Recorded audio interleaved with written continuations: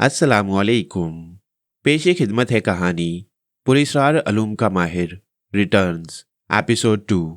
मैंने उसी शाम हकीम साहब किबला की खिदमत में हाजिरी दी।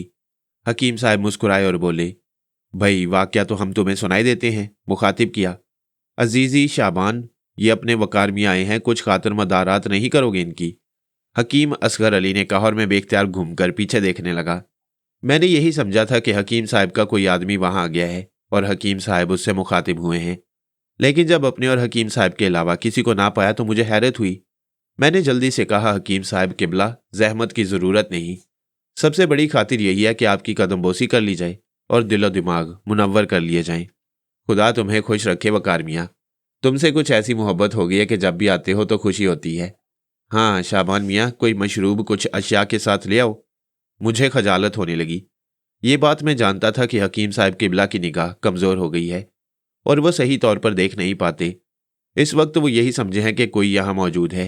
एक बार फिर मैंने मुदाखलत की। हकीम साहब, किसी शय की हाजत न थी, बाहर तौर आप तकल्लुफ़ ना फरमाइए।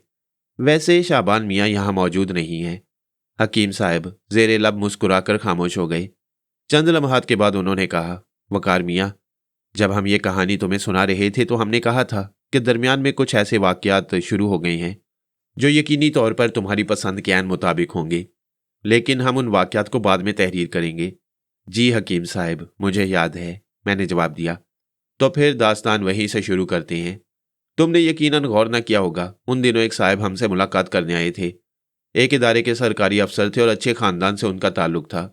बेचारे ऐसे परेशान कुन वाक़यात का शिकार हुए कि सारी शख्सियत खो बैठे।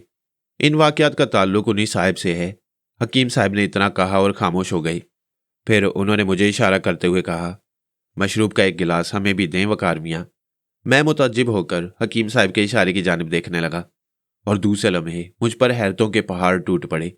एक निहायत ही नफीस ट्रे में मशरूब का एक जग, 2 गिलास और चंद प्लेटें रखी हुई थीं। उन प्लेटों में खुश्क मेवे और इंतहाई जाज़बे निगाह फल मौजूद थे।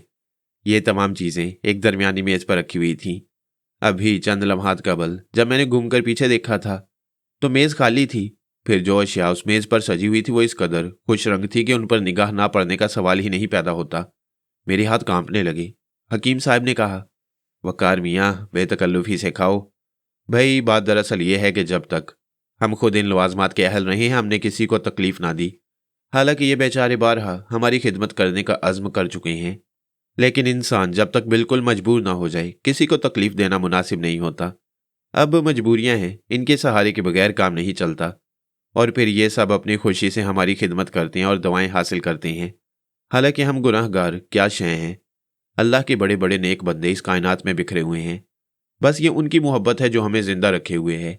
तुम अभी तक तकल्लुफ से काम ले रहे हो, शुरू हो जाओ। मैंने लरसते हाथों से मशरूब के जग से 2 गिलास भरे और एक गिलास अदब से हकीम साहब के सामने पेश कर दिया। मेरी हैरत का कोई ठिकाना नहीं था, लेकिन बाद में सूरत हाल खुद ब खुद मेरे जहन में वाजे हो गई। ये शाबान मियाँ जो कुछ भी थे नज़र न आने वाली मखलूक से ताल्लुक़ रखते थे और यकीनन जिन्नात में से थे।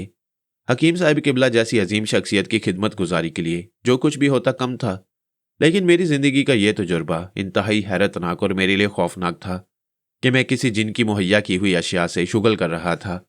मशरूब भी लाजवाब था, बाहर तौर दिल तो अंदर से डर रहा था, लेकिन हकीम साहब का हुक्म टालना भी मेरे बस से बाहर था।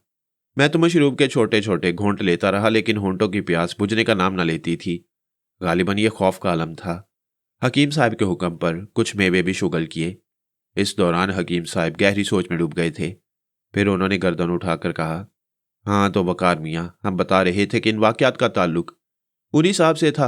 हम अपनी दुकान हिकमत में बैठे हुए थे कि 2 अफराद हमारे पास आए।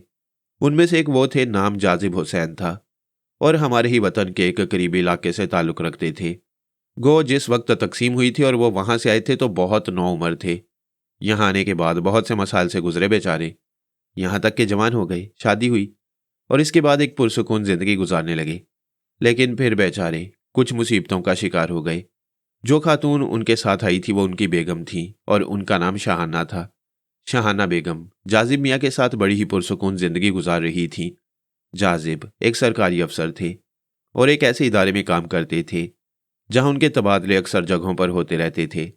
और चूंकि फ़र्ज शनास अफसर थे इसलिए उन्हें मुख्तलिफ जगहों पर तैनात किया जाता था। अपनी तैनाती के दौरान ही उन्हें एक अजीबोगरीब वाक़या पेश आ गया, जिसे उन्होंने सोचा कि ये कोई समझ में ना आने वाली बीमारी है। चुनाचे उन्होंने इस बीमारी का इलाज शुरू किया, लेकिन वक्त कुछ और ही चाहता था। जाजिब हुसैन के हालात ज़िंदगी बहुत दिलचस्प हैं। जाजिब हुसैन अपने अहले ख़ानदान के साथ तकसीम के बाद आए थे और बहुत नौउम्र थे। उस वक्त के बहुत से वाक़यात जाजिब को याद न थे, लेकिन बाद में उन्होंने कुछ वाक़यात की तस्दीक कर दी। खैर, जाजिब की कहानी शुरू होती है और मैं इसे उस जगह से शुरू करता हूँ जहाँ से मेरी उनसे मुलाकात हुई। दो मरीज बैठे हुए थे, मामूली सी बात थी। उसी वक्त मैंने उन दोनों को अंदर दाखिल होते हुए देखा। बिल आखिर उनसे रुजू किया तो जाजिब हुसैन ने कहा, हकीम साहब, ये मेरी अहलियाँ हैं। हमारी शादी को 7 साल गुजर चुके हैं, औलाद से महरूम हैं। शादी के 2 साल बाद खुदा ने एक बच्चा दिया था, लेकिन वो 2 माह के बाद तकरीबन 8 माह हो गए ये बीमार हैं। और जाजिब हुसैन ने बीमारी की जो तफसील बताई उसे सुनकर मैं चौंक पड़ा। जाजिब हुसैन ने कहा, बहुत से इलाज कराए हैं लेकिन कोई अफाका नहीं। किसी से आपके बारे में सुना तो यहाँ हाजिर हो गया हूँ। डॉक्टर क्या कहते हैं? कोई नफ्सियाती मर्ज बताता है, कोई कहता है कि यह बीमारी मौरूसी है और इसका इलाज मुमकिन नहीं। नफ्सियाती अस्पताल में भी लेकर गया हूँ, अब तिब्बे यूनानी आजमाना चाहता हूँ। खुद आपका इस बारे में क्या ख्याल है? क्या अर्ज करूँ हकीम साहब, कुछ समझ में नहीं आता। जड़ी बूटियों पर यकीन रखते हो? मेरा कभी वास्ता नहीं पड़ा। खैर अजीजी, बात किसी मर्ज की नहीं है, कुछ अरवाह खबीसा हैं, इलाज उनका करना है। जाजिब हुसैन ने बीवी की तरफ देखा और वो मुस्कुरा दी। मैंने अंदाजा लगा लिया कि वो बददिल हो गई हैं और मैंने किसी कदर तल्ख लहजे में कहा, मजीद कुछ कहने की जरूरत नहीं है, जो तुम्हारे दिल में है वो मैं समझ चुका हूं। अब जाओ, जो कुछ जाहिर नहीं हुआ जाहिर हो जाएगा। इसके बाद जरूरत समझो तो आ जाना। इसके बाद मैंने उनकी कुछ ना सुनी और वो चले गए। जाजिब हुसैन से मेरी मुलाकात को मेरे अंदाजे के मुताबिक तकरीबन 6 माह गुजर चुके थे। इस दौरान ना वो कभी आए और ना ही मुझे उनका ख्याल आया। फिर एक दिन दोपहर के खाने के बाद थोड़ी देर आराम करने के लिए लेटा था कि किसी साहब की आमद की इत्तला मिली। जब बाहर निकलकर बैठक में आया तो एक शख्स को देखा। कमीज पाजामे में मलबूस, चेहरे का रंग उड़ा हुआ, बाल मुंतशिर, आंखों के गिर्द हल्के पड़े हुए थे और हालत परेशान कुन थी। बगौर देखा तो हैरान हुआ, जाजिब हुसैन ही थे। कहाँ, जब पहली बार आए थे तो चेहरा खिला खिला, आंखों में रोशनी, अंदाज में सलीका, लेकिन उनकी ये कैफियत देखकर दिली रंज हुआ। एक इंसान इस मुख्तसर से अरसे में इतना तब्दील हो जाए तो अफसोस की बात तो है। मैं भूल गया कि जाजिब हुसैन से क्या गुफ्तगू हुई थी और मैं उनकी बात से नाराज हो गया था और उसके बाद मैंने उनकी एक ना सुनी थी। जाजिब हुसैन ने मुझे देखा तो जल्दी से आगे बढ़े, घुटनों के बल बैठे और मेरे कदम छूने की कोशिश की तो मैं जल्दी से पीछे हट गया और उन्हें उठाकर सीने से लगाते हुए कहा, नहीं मियाँ, इंसान की जगह किसी इंसान के कदमों में नहीं है। हमें तो एक ही हस्ती के आगे झुकना सिखाया गया है। बहुत बड़ी गलती कर रहे हो बेटे। इसके बाद खुदा के अलावा किसी के आगे ना झुकना, तमाम तर एहतराम और इबादत उसके लिए रवा है। जाजिब हुसैन की आंखें डुबडुबा आईं। बहुत देर तक मुझसे लिपटे रहे और मैं उन्हें तसल्ली देता रहा। मैंने जाजिब हुसैन को मोहब्बत से बिठाया और उनकी खैरियत पूछी। जाजिब मियाँ, क्या हालत बना रखी आपने? क्या हो गया है? खैरियत तो है? जाजिब हुसैन ने आंखों में आ जाने वाले आंसू साफ किए और फिर आहिस्ता से मुखातिब हुए। इंसान बड़ा बदनसीब होता है। अगर उसे कुछ अल्लाह वाले मिल जाते हैं तो बाज़ औक़ात वो अपनी अजीब फितरत की बिना पर उनको समझ नहीं पाता। मुझसे भी यही गलती हुई है हकीम साहब। मैंने भी आपको सिर्फ हकीम समझा था जो जड़ी बूटियों से इलाज करके लोगों के दुख दूर कर देते हैं। कुछ फ़ायदा हो जाता है, कुछ को नुकसान। बल्कि अगर नुकसान न हो और फ़ायदा भी ना हो तो हकीम साहब वो आपका एहतराम करता होगा, लेकिन मैंने जो गलती की उसकी पूरी सज़ा मिली। अरे नहीं मियाँ, तुमने गलती क्या की यह हमारी समझ में नहीं आया। जहाँ तक हमें याद पड़ता है तुम अपनी बेगम के साथ आए थे।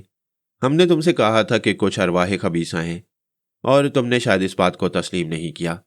वकार मियाँ, ये तो इंसान की अपनी ज़ात पर मुनहसर है। कोई किसी बात को मानता है, कोई नहीं मानता। हम अगर आपसे कुछ कहें और आप उसे तस्लीम ना करें तो इसमें हमारे नाराज़ होने की क्या बात है? सबकी अपनी अपनी एक राय होती है।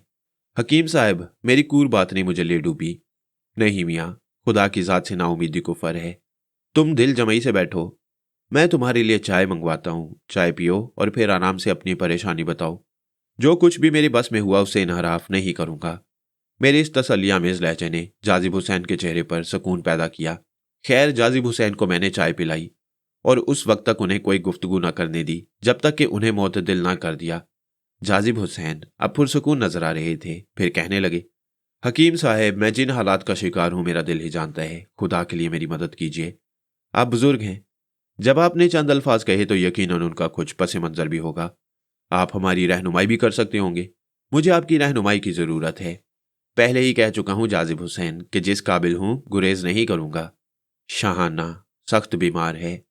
उसे बीमार कहना भी तो अब अजीब लगता है, जबकि मैंने आपको बताया कि मैं एक सरकारी अफसर हूं और बाज़ औक़ात मेरे मुख्तलिफ जगहों पर तबादले होते रहते हैं। ये ऐसे ही एक तबादले की बात है। मैं तब्दील होकर एक शहर में पहुंचा और वहां मुझे सरकारी तौर पर रिहाइश का भी दी गई। वहां उस घर में क़याम करने के बाद वो वाक़यात पेश आए थे जिनका मुख्तसर तज़किरा मैंने आपसे किया था, यानी मेरे पहले बच्चे का ख़त्म हो जाना और उसके बाद औलाद से महरूमी। कुछ अजीब सी कैफियत थी उस घर की, सुनसान सुनसान सा, वीरान वीरान सा। गो हमारे पास 2 मुलाजिम थे और बेगम थी, लेकिन शाहाना हमेशा डरती ही रहती थी वहां और कहती थी कि मुझे कुछ अजीब सा महसूस होता है। वो भी एक तालीम याफ्ता खातून है और तोहमात पर यकीन नहीं रखती। मैंने भी जिंदगी को रोशनी के रंग ही में देखा है, लेकिन मुझे यकीन हो गया है कि इंसानों की दुनिया के अलावा एक और भी दुनिया है जिसका कोई ना कोई पस मंजर जरूर है। अब तो मैं इन तमाम बातों पर यकीन रखता हूँ हकीम साहब। मियाँ, बुरे और अच्छे लोग जिंदा इंसानों में भी होते हैं और बाद अज मर्ग भी बाज अरवाहें इंसान के दरपे हो जाती हैं। ये बात झूठ नहीं है और मेरी जिंदगी इस बात का जीता जागता सबूत है। खैर, मैं तुम्हें इन मामलात में मुलविस नहीं करूंगा। मुझे कुछ तफसील बताओ। हकीम साहब, उस घर में हमने बड़े अजीबोगरीब ड्रामे देखे और उन्हें समझ ना पाए, फिर उन्हें अपनी जहनी खराबी ही करार दिया। लेकिन इसके बाद वहां से निकलकर यह महसूस हुआ जैसे कुछ अजीबोगरीब नादीदा कुव्वतें हमारे पीछे ही लग गई हों। हम जहां भी गए उन्होंने हमारा ताक़ुब किया और ज्यादातर शाहाना ही को अपना निशाना बनाया, यहां तक कि हकीम साहब एक बार फिर मुझे उसी शहर में वापस जाना पड़ा जहां उस घर में मुझे अजीबोगरीब वाक़यात पेश आए थे। और क्या आप यकीन करेंगे कि वहां मेरे तबादले के कोई अहकामात नहीं थे। मैं वहां जाना नहीं चाहता था, लेकिन सरकारी तौर पर चारों तरफ से घेर घार कर मुझे वहां पहुंचा दिया गया और जब मुझे वहां रिहाइश का दी गई तो ये वही मकान था जिसमें मुझे उन पुरस्रार अजीबोगरीब वाक़यात का सामना करना पड़ा। उस मकान में जाते ही बेगम पर फिर वही वहशत तारी हो गई और इसके बाद हमारे साथ वाक़यात का अजीबोगरीब सिलसिला शुरू हो गया। मियाँ, ज़रा उन वाक़यात की तफसील भी हो जाए तो बेहतर है, मैंने कहा। जी जी हकीम साहब, जैसा कि मैंने आपसे अर्ज़ किया कि उस वक्त हमारे पास 2 मुलाजिम थे जो सरकारी तौर पर हमें दिए गए थे। मुलाजिम भी कुछ अजीबोगरीब किस्म के थे। मुकामी आदमी थे और देखने में बिल्कुल जाहिल मालूम होते। उनके सपुर्द हमने जिम्मेदारियां की और जब उन्होंने अपने तौर पर उन जिम्मेदारियों को संभाला तो बेगम को सख्त गुस्सा आया, क्योंकि उन्हें कुछ करना नहीं आता था। इब्तदा में उन्होंने कहा कि इन 2 मुलाजमों को बदलकर नए मुलाजिम तलब कर लिए जाएं, लेकिन यह मुमकिन न हो सका। इसके बाद अचानक ही सूरत हाल तब्दील हो गई। बावर्ची खाने में खाना पक जाता था और इतना उम्दा पकता था कि हमें खाकर हैरत होती थी। बर्तन इतनी उम्दगी से साफ होते कि कमाल हो जाता। यही कैफियत घर की सफाई की थी, जबकि बेगम का ख्याल था कि यह कम अज कम उन दोनों मुलाजमा के बस की बात नहीं। वो तो बिल्कुल नखट्टू और नाकारा किस्म के लोग थे। बेगम ने बारहा उनसे इस बारे में सवाल किया तो उन्होंने भी अपनी तरफ से माजूरी का इजहार किया और कहा कि वो ये सब कुछ नहीं करते। इब्तदा में बेगम ने सोचा कि यह कोई ड्रामा हो रहा है। मुलाजिम बहुत कुछ करना जानते हैं और अपने आप को ख्वामख्वाह पुरस्रार बनाने की कोशिशों में सरगर्दा हैं। मैंने भी इस सिलसिले में उनसे काफ़ी बाज पुरस की और ये अंदाज़ा लगाया कि कमबख्त बोलने तक में अच्छे इंसान साबित नहीं हुए, फिर ना जाने ये सारे काम कैसे हो जाते हैं। बाहर तौर हमने यही सोचा कि हमें कोई नुकसान तो नहीं पहुंच रहा है। इसके बाद कुछ और कार्रवाइयाँ हुई। बेगम की अलमारी में नए कपड़ों का इजाफा हो जाता। ये लिबास बेगम के बदन के साइज के ही होते और ये कि उनमें से कोई लिबास उनके जिस्म से मुख्तलिफ नहीं होता था। ये लिबास बहुत नफीस और कीमती हुआ करते। इसके साथ ही मुख्तलिफ अशिया वहां मौजूद होने लगी। चंद लम्हात के लिए मेरे जहन में यह तसव्वुर पैदा हुआ कि बेगम ये सब कुछ खुफिया तौर पर करती हैं और मुझसे छुपाकर यह तमाम कार्रवाई की जा रही है और मुझे बताया जा रहा है कि यह कोई पुरस्रार कारनामा है। लेकिन बहुत दिन इस सोच में रहने के बाद मेरा ये शक खुद ब खुद दूर होने लगा। अब तो मैं भी इस सिलसिले में परेशान हो गया था। ये आपसे मुलाकात के बाद की बात है हकीम साहब। हम उस घर में रहते रहे और फिर मुझे एहसास हुआ कि उस घर में हमारे अलावा कुछ और लोग भी रहते हैं। मैंने रात की तारीकियों में अपने घर के आंगन में बहुत से सायों को टहलते हुए देखा। इब्तदा में तो हमने इन वाक़यात पर यकीन ना किया। हमने सोचा कि हो सकता है कुछ लोग इस इमारत से दिलचस्पी रखते हों, या वो चोर हों, या किसी और तरह इस इमारत से दिलचस्पी रखते हों, या कोई और चक्कर हो। लेकिन कई रातें जागने के बावजूद ये अंदाज़ा न लग पाया कि वो हैं कौन। वो घर के सेन में नजर आते थे, कमरों में नजर आते थे, और जब हम कमरों में रोशनियां लेकर उनका ताकुब करते तो पता न चलता, दरवाजे बंद होते और कोई ऐसा निशान न मिलता जिससे हम ये अंदाज़ा लगा सकें कि कोई बैरूनी शख्स अंदर आया है। बात किसी एक इंसान की नहीं थी। मैंने एक दफ़ा रात को जागकर एक औरत को देखा। दरमियानी उम्र की औरत थी, अच्छी खासी शक्ल सूरत की मालिक, लेकिन लिबास अजीबोगरीब सा था। वो आहिस्ता आहिस्ता आगे बढ़ती हुई सेहन के बगली हिस्से की जानिब चली गई। मैंने बड़ी एहतियात से उसका ताकुब किया, लेकिन उसे वहां ना पाया। फिर मैंने 2 बच्चों को देखा जिनकी उम्रें 10 और 11 साल के करीब थीं। वो सेहन में खेल रहे थे, लेकिन यह रात के 4 बजे का वक्त था। मैं हैरान रह गया कि रात के 4 बजे के वक्त इस घर में पड़ोस के बच्चे खेलने के लिए नहीं आ सकते, और ये वक्त खेलने का है भी नहीं। मैं वहीं से उन्हें डांटता हुआ आगे बढ़ा। रोशनी की तो ये बच्चे भी मौजूद न थे। इन वाकयात ने हकीम साहब मुझे आहिस्ता आहिस्ता खौफजदा करना शुरू कर दिया। मैं वसवसों का शिकार रहने लगा। जहन पर अजीब सी वहशत सवार हो गई थी। दफ्तर में जाता तो जी न लगता, उधर शहाना काफ़ी खौफजदा नजर आने लगी थी। मेरे और उसके दरमियान अक्सर इस मौजू पर गुफ्तगू होती थी। शहाना कहती कि क्या इन वाकयात को तस्लीम कर लेना चाहिए, क्या ये मकान आसेब ज़दा है। हम दोनों नई रोशनी के हामिल अफराद थे, इसलिए ये बात हमारे हलक से नहीं उतरती थी कि हम लोग आसेब पर यकीन कर लें। घर में वही दोनों मुलाजिम बदस्तूर मौजूद थे।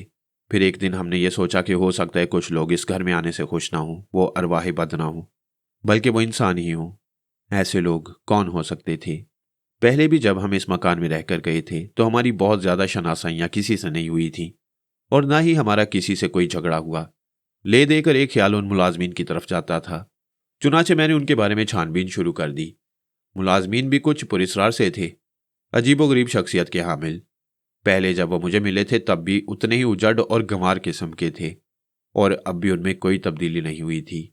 तय ये किया गया कि उन मुलाजमीन को तब्दील कर दिया जाए, और इस सिलसिले में मैंने कार्रवाई शुरू कर दी।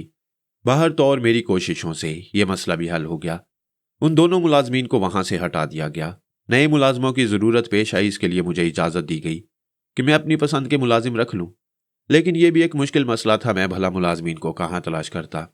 कोशिशें करता रहा, एक साहब से तज़किरा भी किया, और उन्होंने एक मियाँ बीवी को मेरे पास भेज दिया। सीधे सादे लोग थे, और मैंने उनका अच्छी तरह जायज़ा ले लिया था। दोनों ही मासूम किस्म के देहाती मियाँ बीवी थे।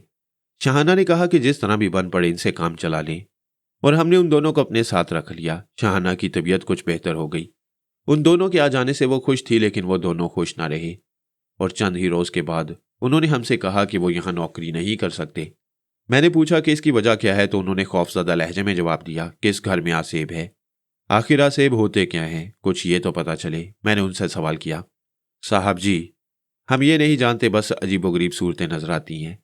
रातों को पैरों की आहटें सुनाई देती हैं, और जब देखते हैं तो कुछ साए चलते फिरते नजर आते हैं।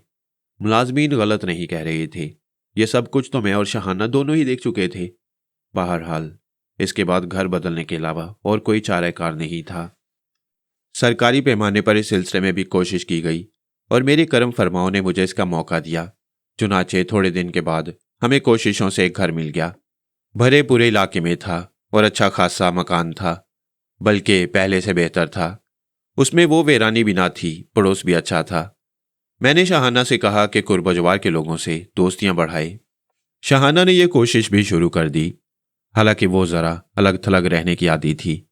चंद लोगों ने हमारे यहाँ आना जाना भी शुरू कर दिया, और इस वाक़ये को तकरीबन 1.5 माह गुजर गया।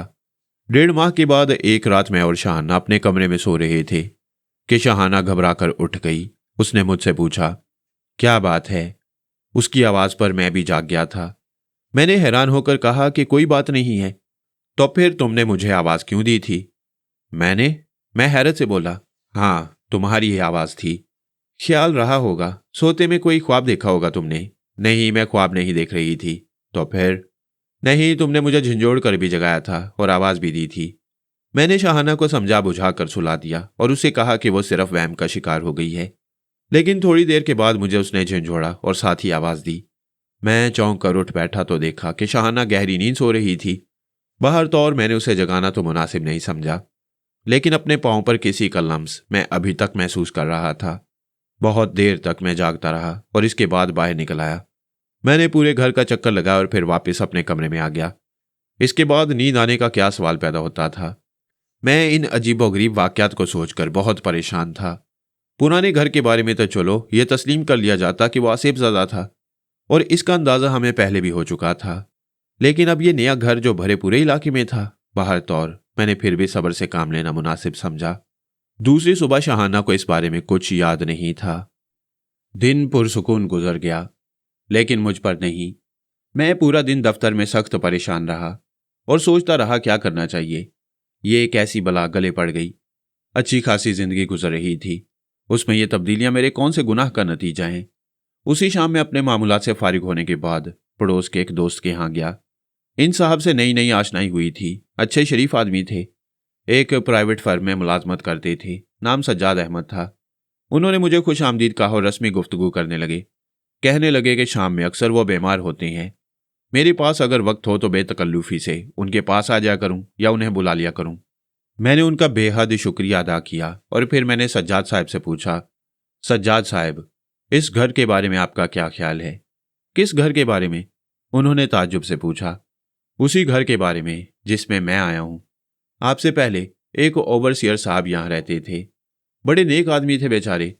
बेटे अमेरिका में जेरे तालीम थे, बिलाखिर वो रिटायर हो गए और बेटों ने वहीं बुला लिया। बहुत अच्छा मकान है। मतलब क्या है आपका? नहीं, मेरा मतलब है कोई ऐसी वैसी बात तो आपने यहाँ नहीं देखी। ऐसी वैसी बात से आपकी क्या मुराद है? सज्जाद साहब ने पूछा। मेरा मतलब है कोई ऐसी अनहोनी बात जो बईद अज़कल हो। बईद अज़कल? वहां हम कुछ लोग कुछ अजीब कैफियत महसूस कर रहे हैं, जैसे ये घर आसेब ज़दा हो।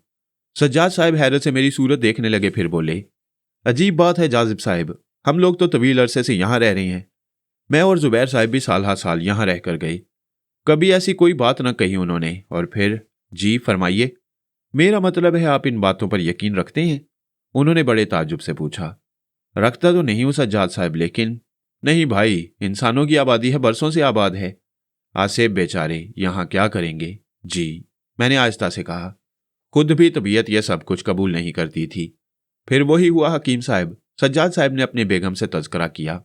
उनकी बेगम ने मेरी बेगम से पूछा और बेगम ने सारी कहानी उन्हें सुना दी। बेगम सज्जाद बेचारी हमारे दर्द का मुतावा तो क्या करती, अलबत्ता उन्होंने वो सब कुछ जरूर किया जो एक औरत कर सकती थी। यानी ये कहानी पूरे इलाके में फैला दी और इस तरह हम शदीद ज़हनी कोफ्त का शिकार हो गए। पड़ोस ने बेगम को देख देख कर एक दूसरे को इशारे करती थी। लोगों ने उनसे खौफजदा होना शुरू कर दिया था। सबका यही ख्याल था कि शाहाना बेगम आसेब ज़दा हैं और उन पर किसी का साया है। पास पड़ोस की महफिलों में उन्हें नहीं बुलाया जाता था। मर्दों का खैर कोई मसला नहीं था, लेकिन औरतें इस सिलसिले में काफ़ी दिलचस्पी रखती थीं और इसके नताइज शाहाना पर मुरतब होने लगे। उसका रंग उड़ गया, चेहरे पर खौफ के आसार नजर आने लगे। मैंने बारहा उससे पूछा कि वो अपने तौर पर क्या महसूस करती है, तो उसने यही बताया कि कभी कभी उसे अपने वजूद पर बोझ सा महसूस होता है और बाज़ औक़ात कुछ अजीबोगरीब आवाज़ें कानों में पड़ती हैं। उन आवाज़ों की वो कोई तफसील नहीं बता सकी थी। आप तसव्वुर कर सकती हैं हकीम साहब कि किसी इंसान की ज़िंदगी में अगर अचानक इस तरह की बातें नमूदार हो जाएं तो उसकी ज़हनी कैफियत क्या हो सकती है। फिर एक दिन मैंने रात के वक्त बेगम को कमरे से बाहर निकलते हुए देखा। उनके चलने का अंदाज ऐसा था कि मुझे ताजुब हुआ। बस ये महसूस हो रहा था जैसे वो चोरों की तरह बाहर जाना चाहती हूँ। मैं खुद भी चौकन्ना हो गया और उनके साथ सेहन में निकल आया।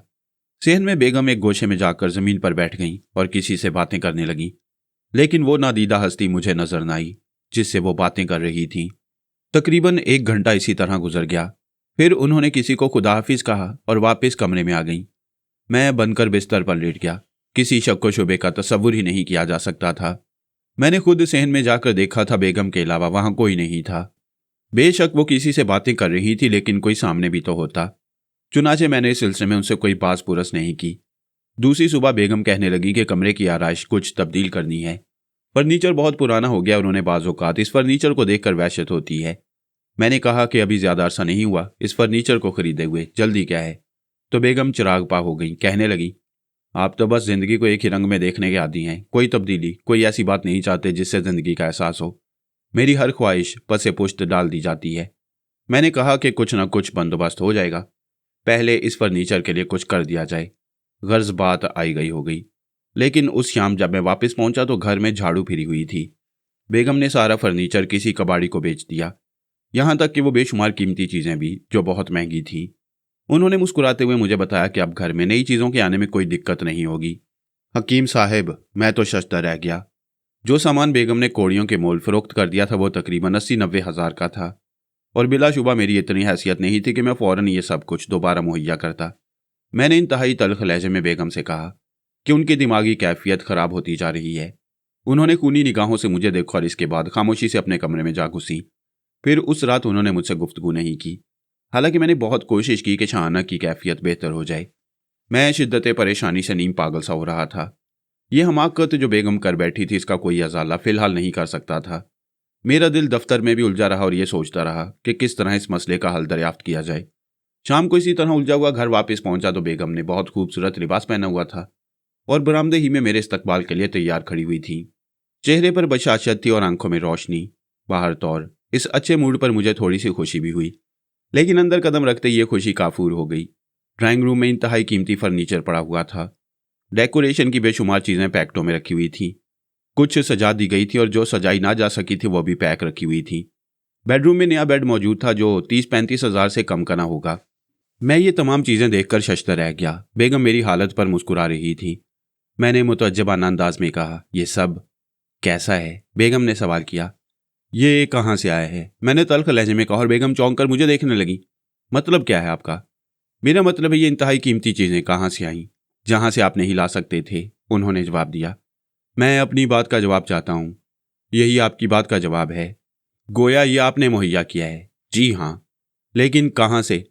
इसका जवाब आपको नहीं दिया जा सकता। आपके लिए ये जवाब देना जरूरी है। हरगिज नहीं, बेगम ने गुर्राए हुए लहजे में कहा। तुम्हारा दिमाग खराब हो गया है शाहाना।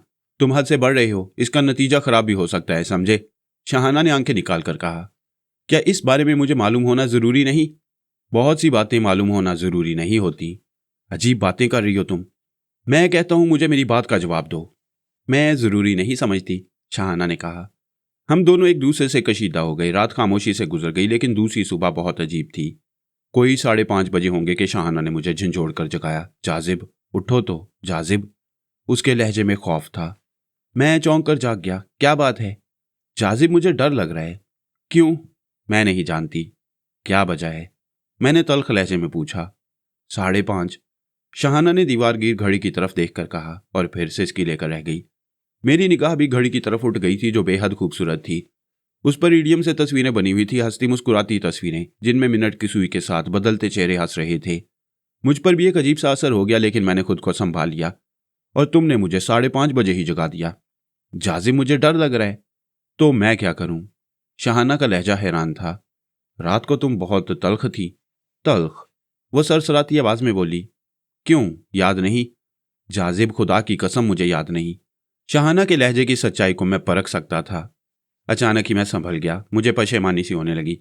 मैं खुद भी उससे बहुत तल्ख हो गया था। मेरी आंखों से नींद की कसल दूर हो गई और मैंने चौंक कर उसे देखा।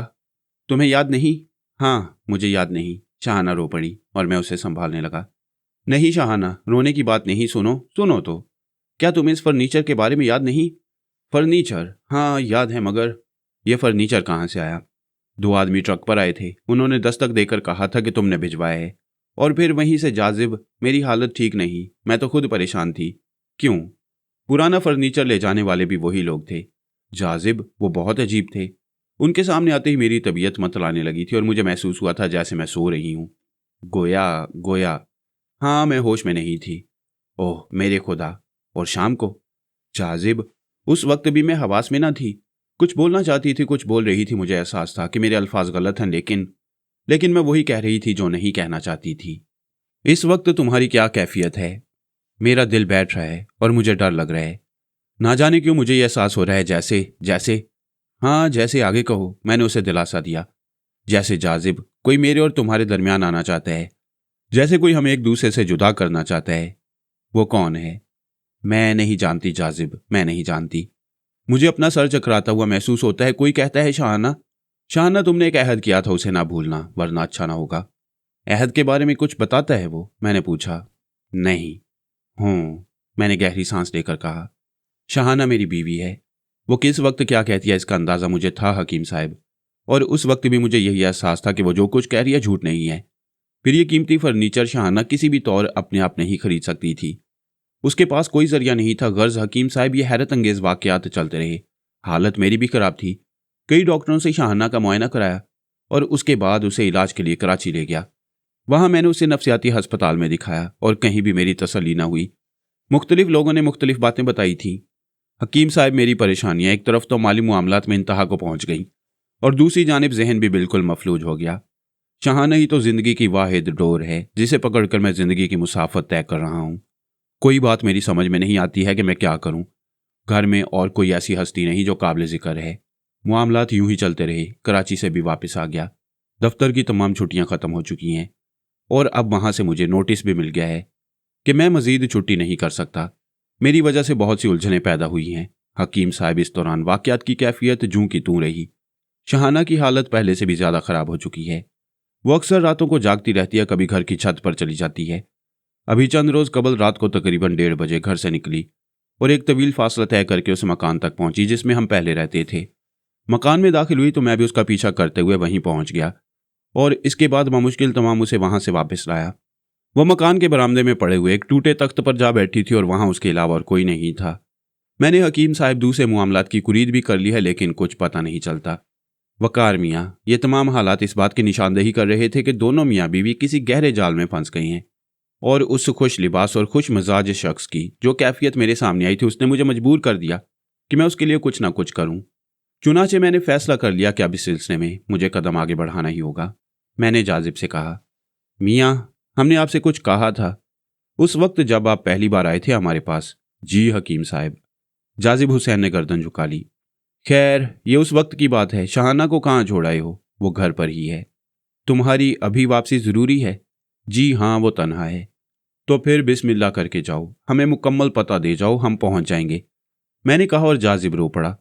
उससे पता मालूम करके मैंने उसे रुखसत कर दिया। अब मुझे भी तैयारियां करनी थी। हक बात यह है वकार मियाँ कि इंसान के इंसान पर बहुत से हकूक हैं। तुम्हें कुछ मिला और दूसरों से मुनफरिद हो तो यूं जानो कि वो तुम पर कर्ज है और मकरूज पर बड़े फ़राइज़ होते हैं। बड़ी नाजुक कैफियत होती है इसकी और कर्ज की वापसी ज़रूरी होती है।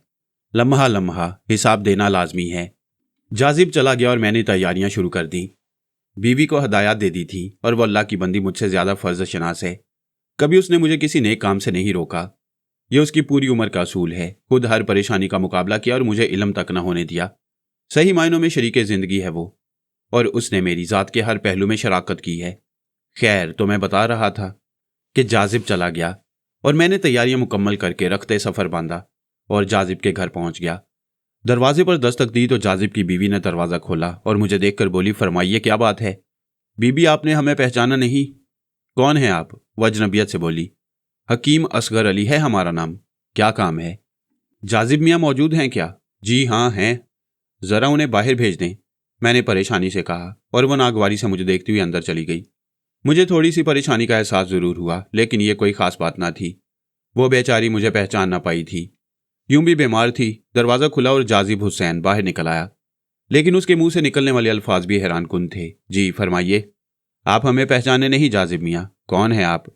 आपने मेरी बीवी से भी यही अल्फाज कहे थे, वह तुर्श लहजे में बोला और मेरा मुंह हैरत से खुल गया। मियाँ, मैं असगर अली हूँ, हकीम असगर अली। यहाँ किसकी नब्ज देखने आए हैं? वह मज़ाक उड़ाने वाले लहजे में बोला। तुमने मुझे बुलाया नहीं था? मैंने? इस मजाक की वजह समझ में नहीं आ रही। वजह तो मेरी समझ में भी नहीं आ रही बड़े मियाँ। कुछ जादू वगैरह दिखाने आए हो? सोने के जेवरात दुगने करने हैं या जमाशुदा रकम डबल करने का खेल दिखाने आए हो? इसका मकसद है कि तुमने मेरा मजाक उड़ाया है। मुझे किसी कदर गुस्सा आने लगा। अभी कहाँ किबला, अब चलते फिरते नजर आइए, कहीं और जाकर जादू दिखाइए। हम आपसे बड़े जादूगर हैं। बेहतर है अजीज, नाराज ना हो, हमें ही धोखा हुआ है। खुदा हाफिज, मैंने कहा और वापसी के लिए पलट पड़ा। जाजिब हुसैन ने जोर से दरवाज़ा बंद कर दिया। मैं अजीब परेशानी के आलम में था। कुछ समझ में नहीं आता था कि माजरा क्या है। पता भी गलत नहीं समझ सकता था क्योंकि दोनों से मुलाकात हुई थी। कौन सी बात सच थी कौन सी गलत, फैसला करना मुश्किल हो रहा था। जाजिब हुसैन का ये मकान पक्की ईंटों से बनी एक गली में था जिसके दो रवैया मकानात की कितार बिखरी हुई थी। नुक्कड़ पर लैंप पोस्ट था, सामने चौड़ी सड़क जिस पर तांगों की आमदोरफ्त जारी थी। मैं गली से मुड़ ही रहा था कि एक तांगा ऐन उसी जगह रुका और उस उतरने वाले को देखकर मैं दंग रह गया। वो जाजिब हुसैन था, उसी लिबास में मलबूस जिस लिबास में मैं अभी देख चुका था। तांगा आगे बढ़ गया और मैं शशदर था कि जाजिब हुसैन ने मुझे देख लिया। हकीम साहब किबला, वो मसरूर लहजे में बोला और लपक कर मेरे पास आ गया। मैं अभी तक गोताए हैरत में था, लेकिन जाजिब पर शक नहीं किया जा सकता था। मैंने खुद को संभाल लिया। वो फिर बोला, बिल्कुल दुरुस्त जगह पहुंचे। मैं आपका बड़ी बेचैनी से इंतजार कर रहा था। हैरत के वो लम्हात मैंने खुद पर से टाल दिए और मुस्कुराकर जाजिब हुसैन से मुसाफिया किया। आइए हकीम साहब, तशरीफ लाइए। कितनी देर हुई आए हुए आपको? बस बहुत मुख्तसर वक्त, मैंने जवाब दिया। मुझे देखकर जाजिब हुसैन के चेहरे पर मुसर्रत की लहर दौड़ गई थी। जिसे मैंने बखूबी महसूस किया था, वो मुझे अपने साथ लेकर अपने घर की जानिब चल पड़ा। मैंने एक लम्हे में महसूस कर लिया कि जाजिब हुसैन का लिबास वही है जिस लिबास में मैंने अभी थोड़ी देर पहले उसे देखा था, लेकिन चेहरे में मामूली सा फ़र्क है। और वो फ़र्क सिर्फ ये है कि ये जाजिब हुसैन जो मेरे सामने खड़ा था किसी कदर मुतफिक्र और पसमुर्दा नजर आता था, जबकि जिस जाजिब हुसैन ने दरवाज़ा खोला था वो तरोताज़ा था। लेकिन मैंने जाजिब हुसैन पर इस बात का इजहार ना किया। इसकी वजह तो तुम जानते ही हो वकार मियाँ कि इस किस्म के वाक़यात मेरी ज़िंदगी के लिए नए नहीं थे। जाजिब हुसैन दरवाजे पर पहुंचा, दस्तक दी और चंद लम्हात के बाद दरवाज़ा खुल गया। दरवाज़ा खोलने वाली उसकी बीवी शहाना बेगम ही थी। वही लिबास, वही अंदाज जिसमें थोड़ी देर पहले मैंने उसे देखा था, लेकिन यहाँ भी फ़र्क नुमाया नजर आ रहा था। शहाना बेगम के चेहरे पर वो तरोताज़गी नहीं थी जो अभी चंद लम्हात कबल मैंने देखी थी, बल्कि यहाँ भी काफ़ी पसमुर्दगी और इज़्मेहलाल नजर आ रहा था। उसने मुझे सलाम किया और मैंने उसकी नज़रों में शनासाई की झलकियाँ भी देखी थी। बाहर तौर में अंदर दाखिल हो गया और जाजिब हुसैन मुझे मकान के दालान में ले गया। मैंने अपने सामान का थैला रखा तो जाजिब हुसैन बोला, हकीम साहब, मुंह हाथ वगैरह धो लीजिए, शहाना चाय पिलाएंगी हम लोगों को। हाँ, क्यों नहीं, शहाना ने कहा और अपनी जगह से उठकर बावर्ची खाने की जानिब चली गई। जाजिब हुसैन ने मुझे मुंह हाथ धोने की जगह बताई और इसके बाद बड़ी न्याजमंदी से तौलिया लेकर मेरे सामने खड़ा हो गया। मुलाजिम वगैरह नहीं है तुम्हारे पास? मुआफ़ करना, पहले तुम उनका तज़किरा कर चुके हो। जी हकीम साहब, अर्ज़ किया था ना कि कोई टिकता ही नहीं। मेरी समझ में नहीं आता कि अब उनका इंतज़ाम कहाँ से करूँ। मुंह हाथ से फारिग हुआ तो वहीं दालान में पड़ी हुई बैद की कुर्सी पर बैठ गया। जाजिब हुसैन खुद भी लिबास वगैरह तब्दील करने अंदर चला गया। शहाना बेगम ने चाय के साथ कुछ और लवाजमात भी लाकर रख दिया और मेरे सामने बैठ गई। कैसी हो बेटी?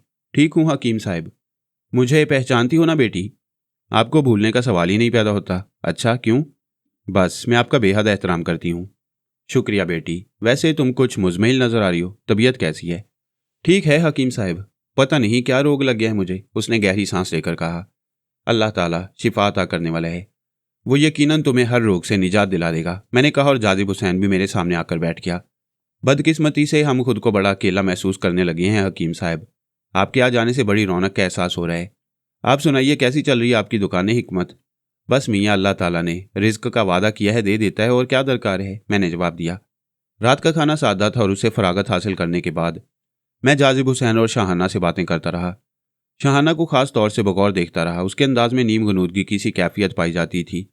बस यूं लगता था जैसे उसका दिमाग बोझल हो। बातें करते करते कुछ गुम सी हो जाती थी और उसकी पलकें झुकने लगती थीं। मेरी वजह से हुलिया भी दुरुस्त कर लिया था। होंठों की खुश्क पिपड़ियां बताती थी कि वो बड़ी नक्काहत महसूस करने लगी है।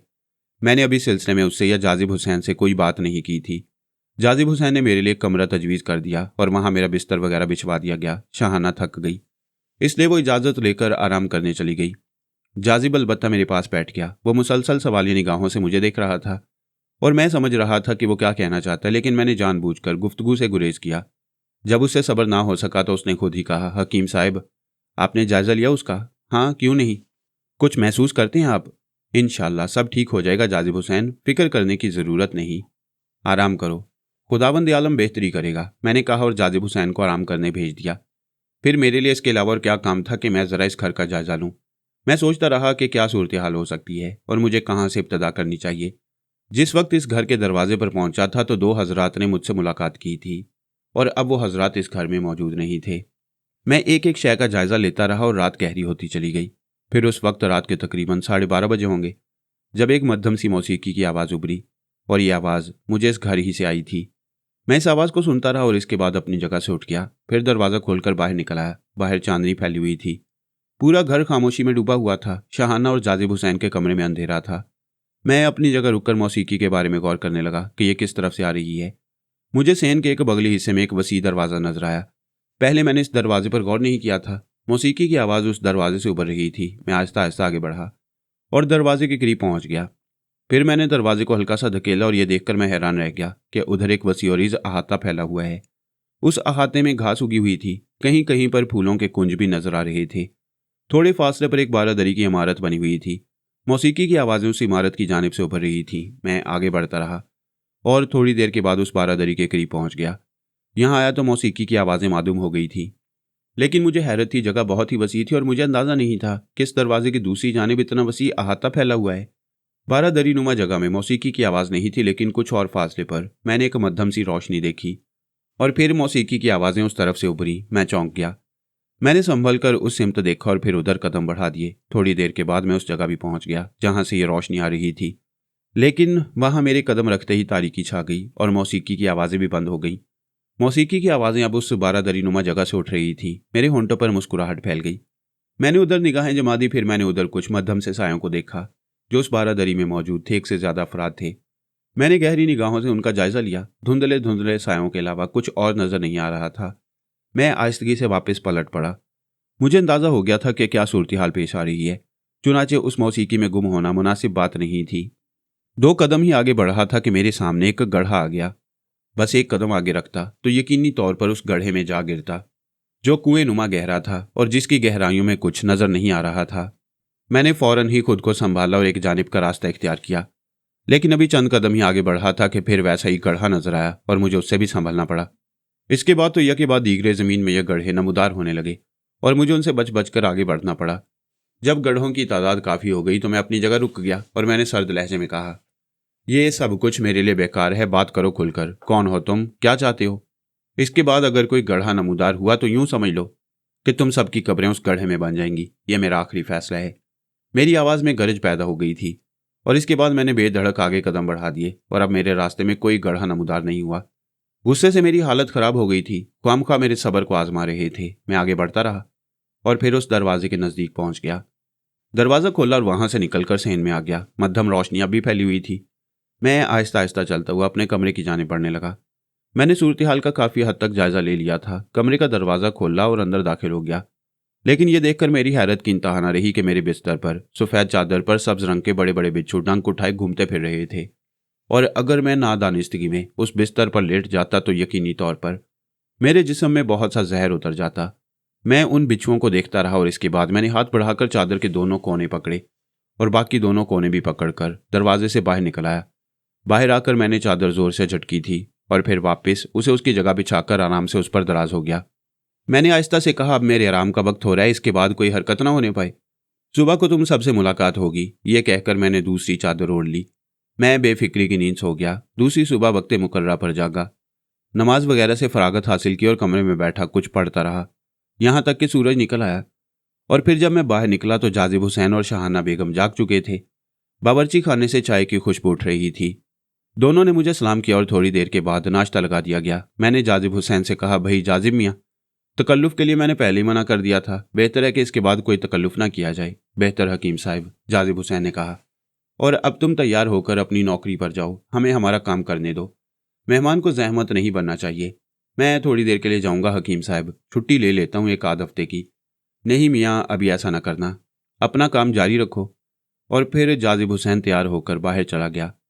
मैं चंद लम्हात इंतजार करता रहा और फिर उठकर उस सिमत चल पड़ा जहां रात को मैंने वो दरवाज़ा देखा था। मैं सहन के उस हिस्से में पहुंचा तो मुझे दरवाजे की जगह बिल्कुल स्पाट नजर आई। वो छोटी सी दीवार थी और उसमें कोई दरवाज़ा नहीं था। दरवाज़ा खोलकर बाहर निकला और उस दीवार के अकबे सिमत पहुंच गया। यहाँ एक पतली सी गली बनी हुई थी जिसमें गंदा पानी बह रहा था और दूसरी सिमत छोटे छोटे मकानात बिखरे हुए थे। वो अहाता या बारादरी वहां मौजूद ना थी, ना ही घास वगैरह नजर आ रही थी। मैं वहां से वापस पलट आया और दरवाजे के जरिए अंदर पहुंच गया। शाहाना बेगम अपने कमरे में थी। मैं अपने कमरे में आ गया और फिर मैंने अपने लिबास में से 4 लंबी लंबी कीलें निकाली और पत्थर का एक टुकड़ा तलाश करके वहां से निकल आया। मैंने मकान के सामने गोशों में कीलें ठोंक दी और उसके अकबी हिस्से में पहुंचकर 2 कीलें वहां लगा दी। फिर शाहाना बेगम के कमरे की जाने बढ़ गया। शाहाना बेगम मसहरी पर पांव लटकाए बैठी हुई थी। उसके दोनों हाथ गद्दे पर टिके हुए थे और उसकी गर्दन कुछ नीचे लटकी हुई थी। बाल बिखर कर पेशानी पर आ गए थे और उसका चेहरा आधे से ज्यादा उन बालों से ढक गया था। मैं ये कैफियत देखकर आहिस्ता आहिस्ता आगे बढ़ा और उसके बिल्कुल सामने पहुंच गया। फिर मैंने उसे आवाज़ दी, शाहाना, और उसने अपना चेहरा उठा दिया। उसकी आंखें गहरी सुर्ख हो रही थी, होंठ अजीब अंदाज में टेढ़े मेढ़े हो गए थे, सामने के कई दांत बाहर झांक रहे थे। अचानक ही उसके मुंह से जुबान बाहर निकल पड़ी और ये जुबान तकरीबन 1.5 फुट लंबी निकल आई थी। फिर उस जुबान से शाखें फूटने लगीं, बिल्कुल ऐसे ही जिस तरह बारीक सांप लहरा रहे हों। ये शाखें भी लंबी से लंबी होती चली गईं और मेरी जानिब लपकने लगीं। मैं सर्द निगाहों से उसे देख रहा था। शाहाना बेगम की उंगलियों के नाखून बढ़ गए थे और उसने दोनों हाथ सीधे कर लिए थे। और इंतहाई हौलनाक निगाहों से मुझे घूर रही थी। मैं खामोश बैठा रहा और फिर मैंने उससे कहा, अब ये खेल तमाशा बंद करो, बात करो मुझसे, और यही तुम्हारे हक में बेहतर है कि मुझे अपने बारे में कुछ तफसील बताओ। तुम वापस चले जाओ, शाहाना के हलक से एक भारी आवाज़ निकली। नहीं मियाँ, वापस जाने के लिए तो नहीं आया, बेहतर है कि मुझसे अपना तारुफ कराओ। तारुफ हासिल करना चाहते हो? शाहाना बेगम ने पूछा। हाँ, इरादा तो यही है। जवाब में शाहाना ने अपना हाथ उठाया और बिल्ली की तरह एक पंजा मेरे चेहरे पर मारने की कोशिश की, लेकिन मैंने अपना हाथ उठाकर उसकी उंगलियों में उंगलियां डाल दी और अपने हाथ की मुट्ठी बंद कर ली। शाहाना बेगम मुझसे हाथ छुड़ाने की कोशिश करती रही। वो उठकर खड़ी हो गई थी। मैंने उसका हाथ हल्का सा खम देकर मोड़ दिया और शाहाना बेगम जोर लगाती रही। मेरे होंठों पर मुस्कुराहट थी। जब वो अपनी कोशिशें करके नाकाम हो गई तो इसने मुझे देखा और मैंने मुस्कुराते हुए कहा, इस पंजा कशी से तुमने यह अंदाजा कर लिया होगा कि मुझ पर काबू पाना आसान नहीं। कुछ बातें करो, बैठो, बैठ जाओ। मैं अभी तुम्हें शराफत से गुफ्तगू करने की दावत देता हूँ, क्या फ़ायदा? खुद भी अजियत उठाओगे और मुझे भी उलझन में गिरफ्तार करोगे। तुम चले जाओ यहाँ से, वरना अच्छा नहीं होगा, शाहाना बेगम ने कहा। चला जाऊंगा, लेकिन तुमसे बात करने के बाद। मैं तन्हा नहीं हूँ, समझे तुम? मैं तन्हा नहीं हूँ। इसका अंदाज़ा तो मुझे हो चुका है कि तुम्हारा सारा कबीला यहाँ मौजूद है, मगर ये कबीला कहाँ से आया? क्या ये मुमकिन नहीं होगा कि तुम अपने किसी बड़े से मेरी बात कराओ? तुम जिंदा नहीं बचोगे। फिर वही अहमकाना बातें, मैंने कहा, और शाहाना बेगम गरजती बरसती रही। वह मसहरी पर सिमट कर बैठ गई थी। उसकी जुबान भी अंदर चली गई थी, लेकिन चेहरा वैसा ही खूनी हो रहा था और बाल बार बार पेशानी पर आ जाते थे। ठीक है, अगर तुम ये चाहते हो कि जंग ही मुनासिब रहे तो फिर बिस्मिल्लाह करता हूं मैंने कहा और अपनी जगह से उठकर उस गोशे की जानिब बढ़ गया जहां पानी नजर आ रहा था। मैंने एक गिलास में पानी उंडेला और उस पर कुछ दम करके शाहाना बेगम की तरफ बढ़ा। फिर मैंने कुछ दम करके पानी का गिलास उस पर उंडेल दिया। शाहाना बेगम बुरी तरह तड़पने लगी थी। मसहरी पर तमाम चादर शिकन आलूद हो गई। काफ़ी देर तक वो इसी तरह तड़पती रही और इसके बाद साकित हो गई। उसके जिस्म का तशन्नुज खत्म हो गया। वो पुरसुकून नजर आ रही थी। अलबत्ता मुझे कदमों की आहटें अपने अकब में दरवाजे से बाहर जाती महसूस हो रही थी। मैंने पलट कर कहा, तुम अपनी कोशिशें कर लो, उसके बाद मेरा काम शुरू होगा। लेकिन ये बात ज़हन में रखना कि अगर मैं तशद्दुद पर आमादा हो गया तो फिर तुम्हें कहीं पनाह न लेने दूंगा, समझ लिया? जवाब में दरवाज़ा खुला और बंद हो गया। शाहाना बेगम मेरे सामने अब भी उसी तरह निढाल पड़ी हुई थी। मैंने थोड़ा सा पानी उसकी पेशानी पर लगाया और उसके बाद इंतजार करने लगा। चंद लम्हात के बाद वो उठकर बैठ गई। उसके चेहरे पर बेपनाह थकन के आसार थे। मुझे देखकर चौंकी और फिर आहिस्ता से बोली, बस यूं ही होता है हकीम साहब। मुझ पर अचानक ही एक बोझ सा तारी हो जाता है और फिर जहन इसी तरह बोझल हो जाता है जैसे नींद आ गई हो। मैं सो जाती हूँ। हकीम साहब, क्या मेरा इलाज मुमकिन नहीं है? क्यों नहीं बेटी, अल्लाह ने चाहा तो तुम मुकम्मल शिफा हासिल कर लोगी। तुमसे कुछ बातें करना चाहता हूँ, ज़रा सोच समझ कर और पूरे गौर खोज के बाद जवाब देना। जी हकीम साहब। बेटी, तुम कहाँ की रहने वाली हो? मेरा ताल्लुक फतेहगढ़ से है। फतेहगढ़? हाँ, आगरा से कुछ फासले पर फतेहपुर सेकरी नामी एक जगह है। फतेहपुर सेकरी से थोड़े फासले पर मेरी बस्ती फतेहगढ़ मौजूद है, वहीं की रहने वाली हूँ मैं। मैंने तो वो जगह होश के आलम में नहीं देखी, लेकिन उसकी कहानियां सुन रही हूँ। तुम्हारे वालिदैन? अब नहीं हैं, उसने जवाब दिया। फतेहगढ़ में कुछ अजीज रिश्तेदार हैं? जी, कुछ हैं। मसलन कौन कौन है? मेरे रिश्ते के एक ताया थे, उनकी औलादें वहाँ रहती हैं। ज़्यादा करीबी लोग नहीं हैं, बस ताया के ख़ानदान के लोग हैं। ताया का ख़ानदान अभी तक वहीं आबाद है। तुम्हारा उनसे कभी कोई राब्ता कायम हुआ दोबारा? नहीं, कभी नहीं। पाकिस्तान आने के बाद हम लोग दोबारा कभी हिंदुस्तान नहीं जा सके। वालिदैन का इंतकाल यहीं हुआ? जी। तुम फतेहगढ़ में पैदा हुई थी? जी। मैंने वहाँ अच्छा खासा वक्त गुजारा है और वहाँ की थोड़ी थोड़ी यादें अब भी मेरे जहन में मौजूद हैं। तो तुम्हारी ये कैफियत, मेरा मतलब है तुम्हारी जो तबीयत खराब हुई वो कब से हुई? ज़्यादा अरसा नहीं हुआ। याद करके मुझे बताओ कि जिस दिन तुम्हारी तबीयत पहली बार बिगड़ी उस दिन क्या हुआ था? मैंने कहा और शाहाना बेगम गहरी सोच में डूब गई। फिर उसने आहिस्ता से कहा, मुझे याद नहीं आता। आप यकीन करें हकीम साहब, कोशिश के बावजूद मुझे कुछ याद नहीं आता। खैर, परेशान होने की ज़रूरत नहीं। फतेहगढ़ के बारे में तुमने मुझसे कहा कि तुम्हें वहाँ के हालात धुंधले धुंधले से याद हैं। जी, बेशक मैं छोटी थी, लेकिन बहुत सी बातें ऐसी हैं जो बचपन में जहन में रह जाती हैं। मसलन मैं अपने घर की शक्ल याद करती हूँ तो मुझे वो घर याद आ जाता है। एक और जगह जो मुझे बेहद पसंद थी वो रामलीला का अहाता था। रामलीला के उस अहाते में मैं अक्सर खेलती थी। कुछ जान पहचान वाले लड़के और लड़कियां थी मेरी, उनकी शक्लें भी मद्दम मद्दम याद हैं। और फिर अब तो मुझे अपने ख़ानदान वालों की सूरतें भी याद नहीं, क्योंकि अब तो एक अरसा गुजर चुका है, सब में तब्दीलियां हो गई होंगी। उन लोगों से तुम्हारा कभी कोई राब्ता नहीं रहा? नहीं हकीम साहब, सब देहाती किस्म के लोग हैं। खत्तो किताबत भी नहीं कर सके बेचारे, और फिर चूंकि तवील अरसे से उनसे राब्ता टूट चुका है, इसलिए बस उनका तस्वुर ही रह गया है जहन में। शक्लें तो भूल चुकी हूँ। जाजिब हुसैन को ये बात मालूम है कि तुम फतेहगढ़ की रहने वाली हो? उन्हें क्यों ना मालूम होगा? हाँ हाँ, मैंने बस ऐसे ही पूछ लिया था। तुम मुझे ये बताओ, कभी तुम्हारा दिल फतेहपुर गढ़ जाने को नहीं चाहता? कभी सोचा ही नहीं। जाजिब बहुत अच्छे इंसान है। उनके साथ जिंदगी इतनी पुरसकून गुजरी कि उन्होंने हर शय भुला दी। इस बीमारी ने परेशान कर रखा है, वरना हम लोग बड़ी अच्छी और पुरसकून जिंदगी गुजार रहे थे। तुम्हें जो शक्लें याद आती हैं, मेरा मतलब है जो कुछ तुम्हारे साथ वहां गुजरी, उसके कुछ मध्यम खाके तुम्हारे जहन में हैं? नहीं हकीम साहब, कभी याद भी नहीं किया और ना ही कभी इसकी ज़रूरत पेश आई। अगर मैं तुमसे ये कहूं कि एक बार फतेहगढ़ का चक्कर लगा लो, तो क्या तुम खुशी से वहां जाना पसंद करोगी?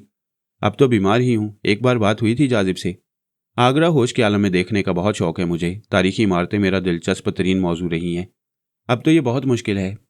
ठीक है शाहाना बेगम, एक बात मैं तुमसे कहूंगा बेटे, हर बीमारी का इलाज खुदावंद आलम ने ज़रूर पैदा किया है। अगर इलाज मुमकिन ना होता तो बीमारी भी ना होती। इसलिए हौसला रखना और कभी बददिल ना होना।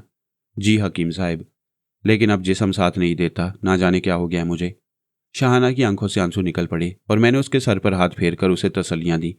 इसके बाद मेरे लिए यह ज़रूरी था कि मैं इस सिलसिले में काम शुरू कर दूं। उनमें से कुछ मेरे रास्ते में आए थे। उन्होंने मुझे डराने धमकाने की कोशिशें की थीं और इस तरह से उन्होंने खुद ही अपने राज का इजहार कर दिया था।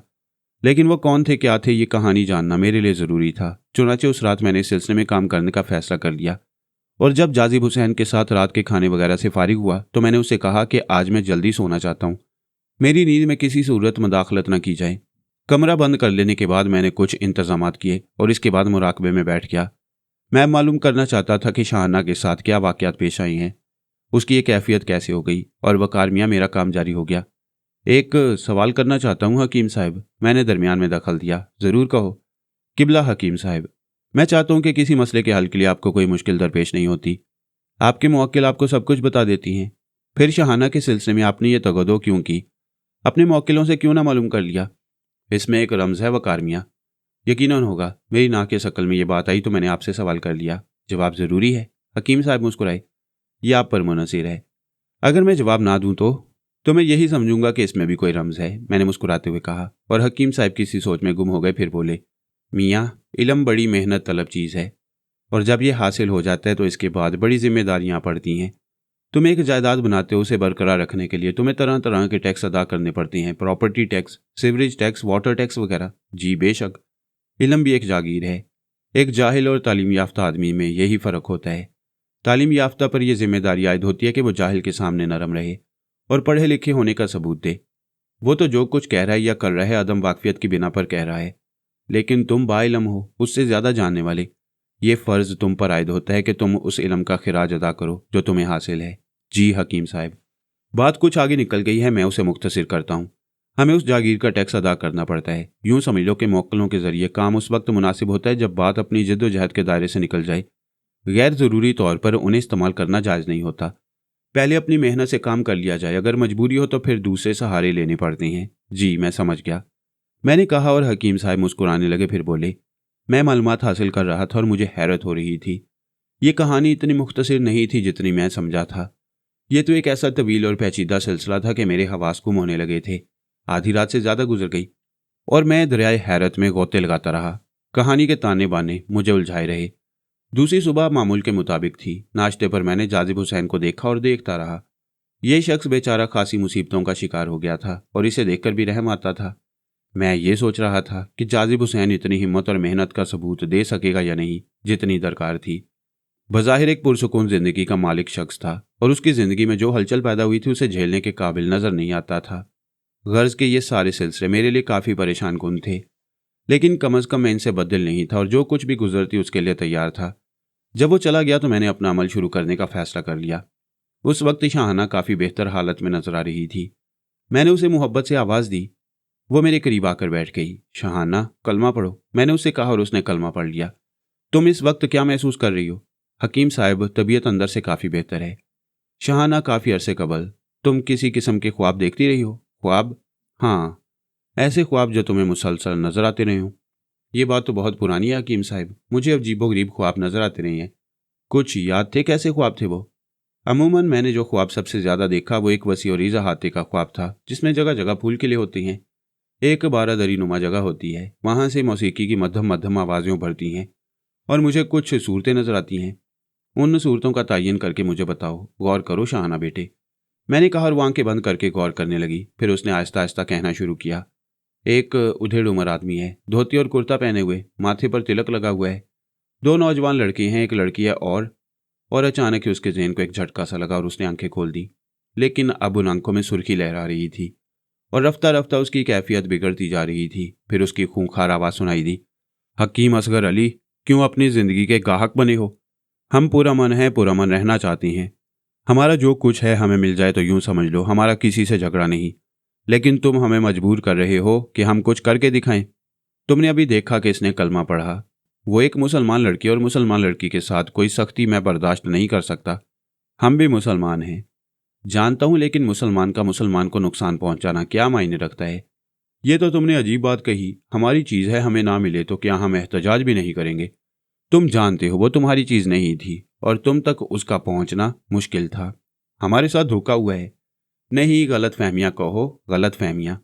तो इससे क्या फ़र्क पड़ता है? तुम हमारे रास्ते से हट जाओ हकीम साहब। हम तुम्हें नुकसान पहुंचाना नहीं चाहते, लेकिन तुम हमें अगर मजबूर करोगे तो फिर हम जो कुछ भी हमसे बन पड़ेगा कर लेंगे।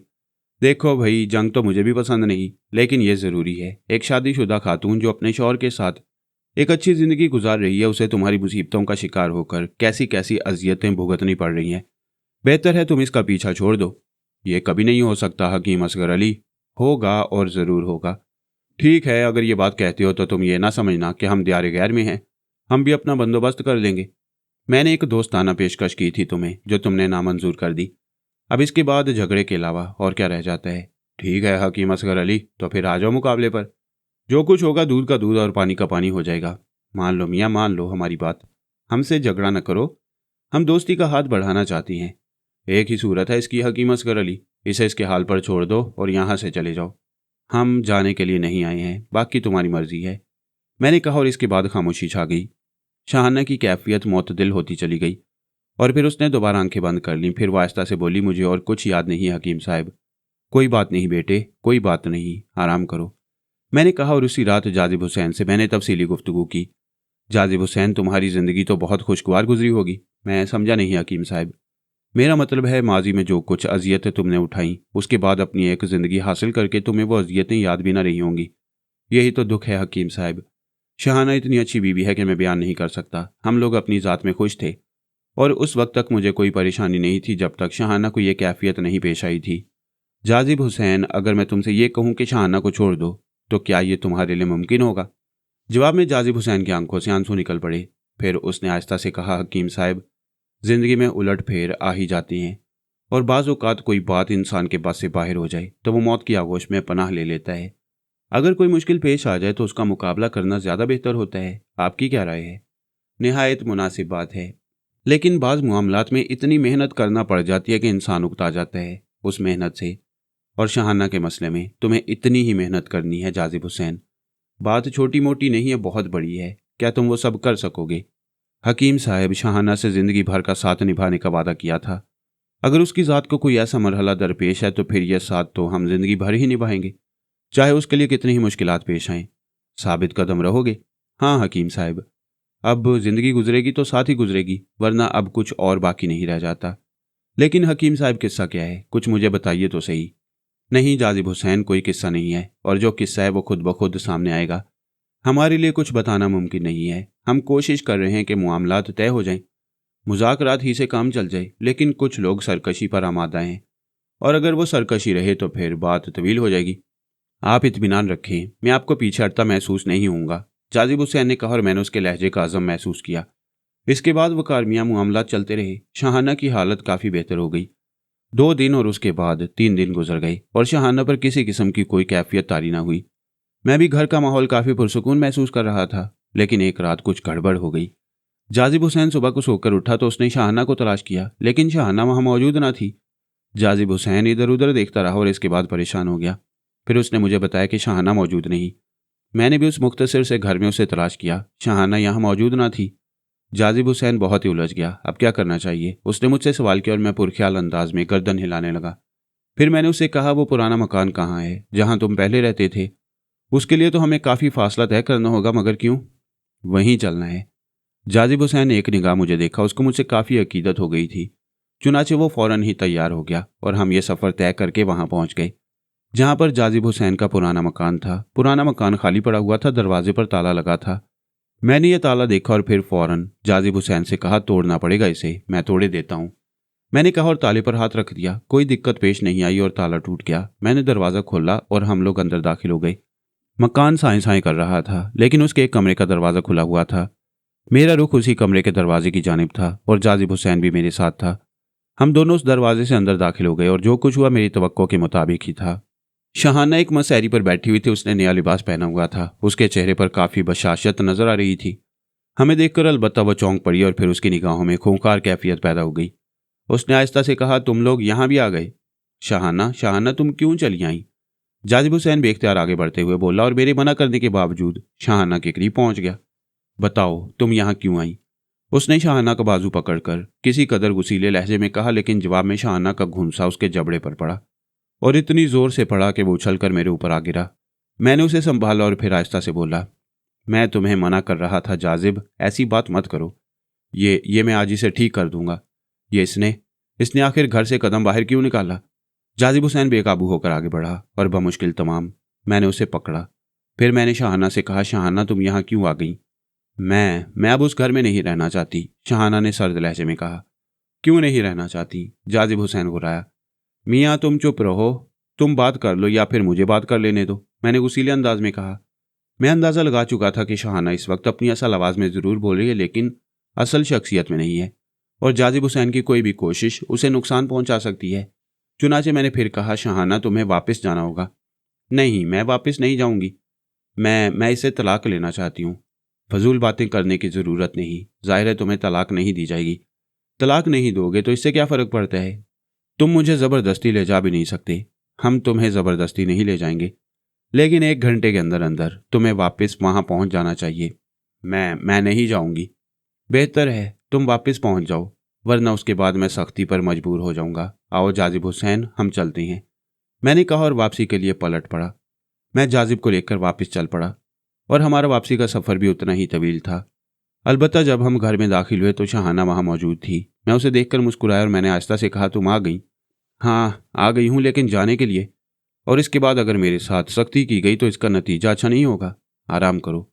एक बार फिर मैं तुम्हें हदायत करता हूँ कि बाज आ जाओ, मैं तुम्हें नुकसान पहुँचाना नहीं चाहता। अब तुम कुछ भी करो हकीम साहब, मैं यहाँ रहूँगी नहीं। लेकिन शहाना आखिर क्यों? तुम बिल्कुल बकवास ना करो जाजिब हुसैन, शहाना ने जाजिब हुसैन से कहा और वह अजीब सी निगाहों से मुझे देखने लगा। मैंने उसके शाने पर हाथ रखते हुए कहा, जाजिब हुसैन मैंने तुमसे कहा था कि तुम्हें सब्र से काम लेना होगा। जाजिब हुसैन उसके बाद खामोश हो गया। हम शहाना को उसके कमरे में छोड़कर दूसरे कमरे में आ गए। ये वो कमरा था जहां मैंने रिहाइश इख्तियार की हुई थी और जाजिब हुसैन मगमूम सा मेरे सामने सर झुकाकर बैठ गया।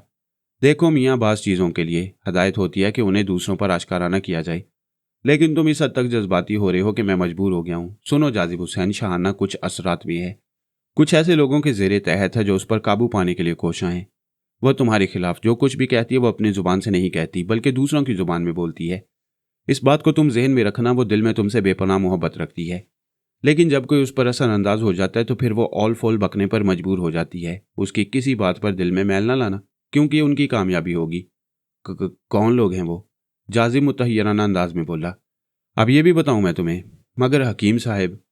हाँ जाजिब मियाँ, बस इतना कह देना काफ़ी है कि वो कुछ असरात में है, कोई उसे इस हद तक मजबूर कर चुका है। जाजिब मेरा चेहरा देखता रहा। उसके चेहरे पर खौफ के आसार उभर आए।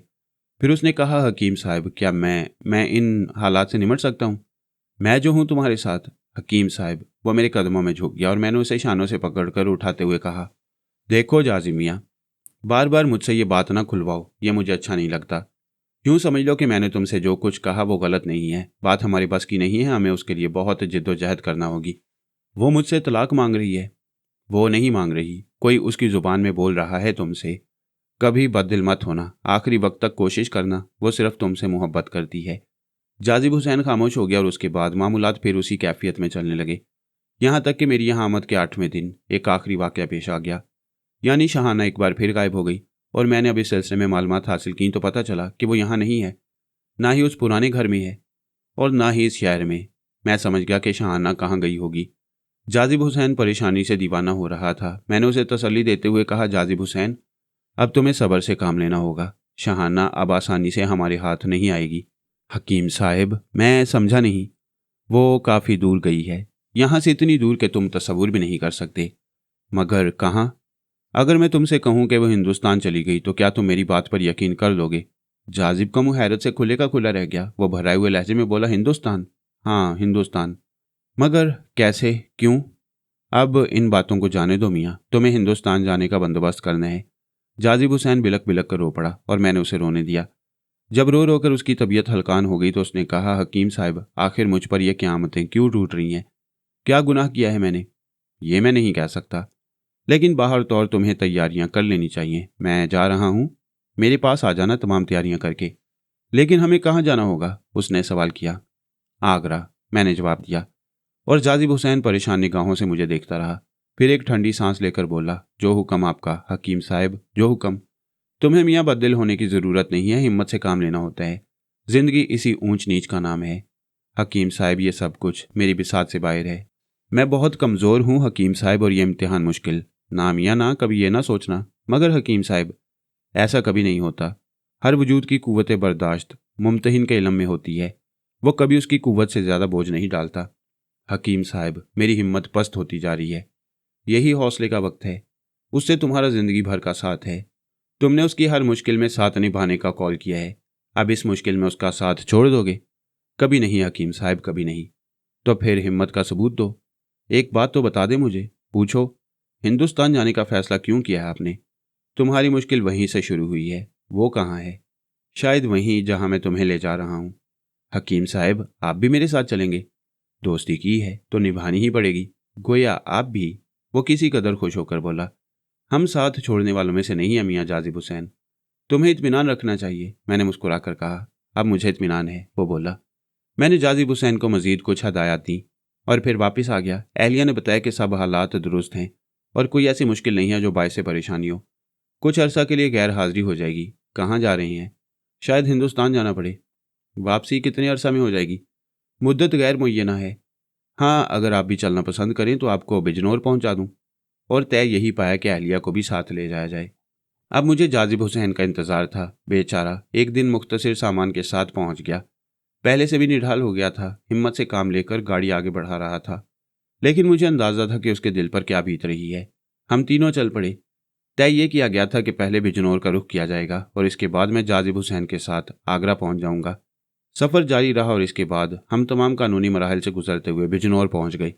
यहाँ वही कदीम रवायात नज़र आती हैं और अहलिया के अहले ख़ानदान हमें देखकर इंतहाई हद तक खुश हो गई। बड़ी आओ भगत की गई। तमाम मोहब्बतें और मुरव्वतें जिंदा थीं और एक मिसाली सूरत में सामने आई थीं। चंद रोज़ यहाँ गुजारने के बाद मैंने उनसे माजरत की और कहा कि मैं कुछ अरसा के लिए कहीं और जा रहा हूँ। हम वहाँ से रुखसत होकर आगरा के लिए चल पड़े और बिल्कुल ही मुख्तलिफ सफ़र तय करके बिल आखिर आगरा आ गए। मेरे साथ एक गमज़दा आदमी था जिससे बस ज़रूरत की गुफ्तगू हो जाती थी। मसलन मैंने मालूम किया कि जाजिब हुसैन फतेहगढ़ में शाहाना बेगम के अजीज़ व क़ारिब से वाकिफ़ है, तो उसने फीकी सी मुस्कुराहट के साथ कहा कि वो फतेहगढ़ की सूरत ही पहली बार देखेगा। अलबत्ता उसके ज़रिए मुझे उस ख़ानदान के बारे में तमाम तफसीलात मालूम हो गई थी और ये तफसीलात भी उस बेचारे को शाहाना बेगम के ज़रिए ही मालूम हुई थी। हम लोग आगरा में एक होटल में क़याम पजीर हुए। फिर मैंने अपने हमदर्दों से कहा कि वो मेरे लिए कोई जगह मुंतखब करें और आगरा के एक दिलचस्प और दिलकश इलाके में मुझे एक मकान हासिल हो गया जिसका हसूल जाजिब हुसैन के लिए बायस हैरत था। लेकिन यह मकान मेरी ज़रूरत के मुताबिक था, आबादी में ही था, लेकिन ज़रा अलग थलग हट कर। कुर्ब जवार में ऐसे लोग मौजूद नहीं थे जो हमें परेशान करते। यहाँ आने के बाद हमने ज़रा तवक्कुफ़ किया और इसके बाद फिर एक दिन मैं जाजिब हुसैन के साथ फतेहगढ़ रवाना हो गया। फतेहपुर सेकरी के आसार कदीमा, जोधाबाई का महल, सलीमुद्दीन चिश्ती की मस्जिद, गोल दरवाज़ा और वह तमाम तारीखी मुकामात जो तारीख में अपने लिए एक नुमाया हैसियत रखते हैं निगाहों के सामने थे। और इसके बाद ऊपर की बुलंदियों से नीचे गहराइयों में नजर आने वाला फतेहगढ़, एक छोटी सी आबादी जो आज भी वैसी की वैसी थी जैसी शायद मुगलिया दौर में होगी। हम फतेहगढ़ में पहुंच गए। उजड़े उजड़े वीरान से मकानात, जिंदगी बहुत से सादा अंदाज में यहाँ नुमाया थी। और यहाँ पहुंचने के बाद मैंने और जाजिब हुसैन ने फरासत बेग के बारे में मालूमात हासिल करना शुरू कर दी। मिर्ज़ा फरासत बेग शाहाना बेगम के वालिद थे। वो उनका इंतकाल हो चुका था, लेकिन जैसा कि हम लोगों का ख्याल था कि यहाँ उनके अजीज़ व क़ारिब मौजूद हैं, चुनाचे मालूमात हासिल करते रहे। शाहाना के ताया का नाम मिर्ज़ा नुसरत बेग था। हम बड़ी काविशें करते रहे, लेकिन फरासत बेग के घराने का कोई पता न चल सका। अलबत्ता एक जगह मिर्ज़ा नुसरत बेग के बारे में मालूम किया तो पता चला कि वो खुद तो हयात नहीं है, लेकिन उनके 3 बेटे और 2 बेटियां यहाँ रहती हैं। गर्ज के तमाम तर मालूमात हासिल करने के बाद उस घर तक पहुंच गए जहां मिर्जा नुसरत बेग का घराना आबाद था। तारुफ कराया तो कोई भी समझ ना सका कि हम कौन हैं और क्या चाहती हैं। अलबत्ता बस इतना ही काफ़ी था उनके लिए कि हम पाकिस्तान से आए हैं और हमारा कुछ ना कुछ ताल्लुक नुसरत बेग से है। चुनाचे उन्होंने दिल के दरवाजे खोल दिए और साथ साथ घर के दरवाजे भी। बड़े मेहमान नवाज लोग थे। पूरा खानदान एक ही घर में आबाद था। वैसे घर काफ़ी वसी और रीज था। सब छोटे छोटे कारोबार करते थे और ज़िंदगी गुजार रहे थे। नन्हे नन्हे बहुत से बच्चे थे। पूरा कुंबा आबाद था। इत्मीनान से बैठने के बाद रात को मैंने उस घर के बड़ों को, जो नुसरत बेग के बेटे थे, तमाम रिश्तों की तफसीलात बताई। मैंने उन्हें बताया कि उनके चचा फरासत बेग की बेटी शाहाना बेगम थी जो पाकिस्तान चली गई थी। वहाँ उसकी शादी हुई और जाजिब हुसैन उसके शौहर हैं। बाहर तौर वो अपने चचा वगैरह का नाम अच्छी तरह जानते थे। शाहाना से उन्हें कोई वाकफियत नहीं थी। उन्होंने ये भी पूछा कि शाहाना नहीं आई, तो मैंने जवाब दिया कि वो भी आ जाएगी। उन बेचारों को इससे कोई गर्ज नहीं थी कि हम लोग किस मकसद से आए हैं। बस वो हमारी खातिर मदारत में मसरूफ़ हो गए थे। मुझे उनसे मिलकर दिली मुसरत हुई थी। जाजिब हुसैन दिन भर आवारागर्दी करता और शाम को मेरे पास वापस आ जाता। इसी दौरान एक और दिलचस्प वाक़या पेश आया। इसी खानदान की एक नौजवान लड़की को देखकर जाजिब हुसैन पर जुनून का दौरा पड़ गया। ये लड़की शाहाना बेगम की बहुत ज़्यादा हमशक्ल थी, लेकिन उम्र में उससे कम थी।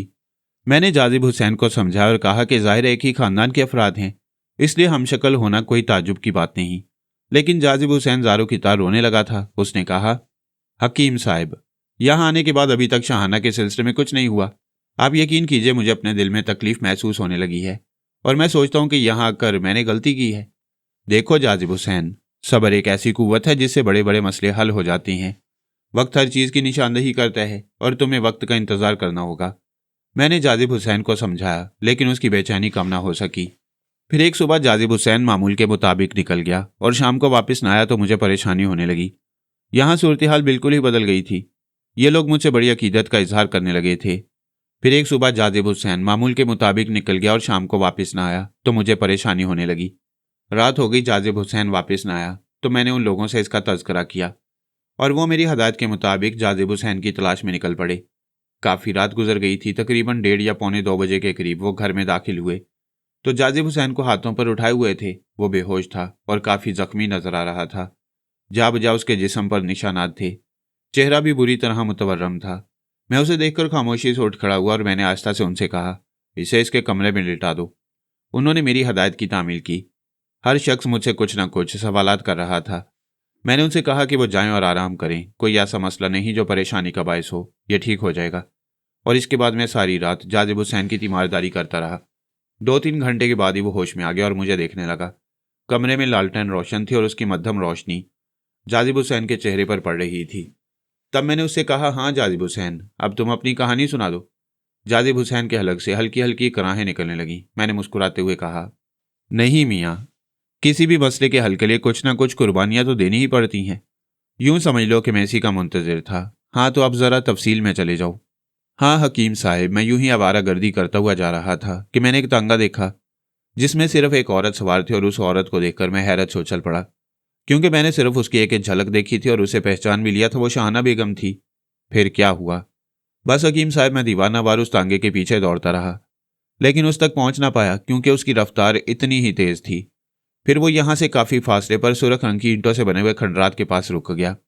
शाहाना बेगम उससे नीचे उतरी और उसने तांगे वाले को पैसे अदा किए। मेरा काफ़ी फासला था उस तांगे से। तांगे वाला पैसे लेने के बाद मुड़ा और दूसरे रास्ते की तरफ चल पड़ा। शाहाना बेगम उन खंडरात में दाखिल हो गई। बिलाखिर मैंने वो फासला तय कर लिया और इसके बाद मैं भी उन खंडरात में पहुंच गया।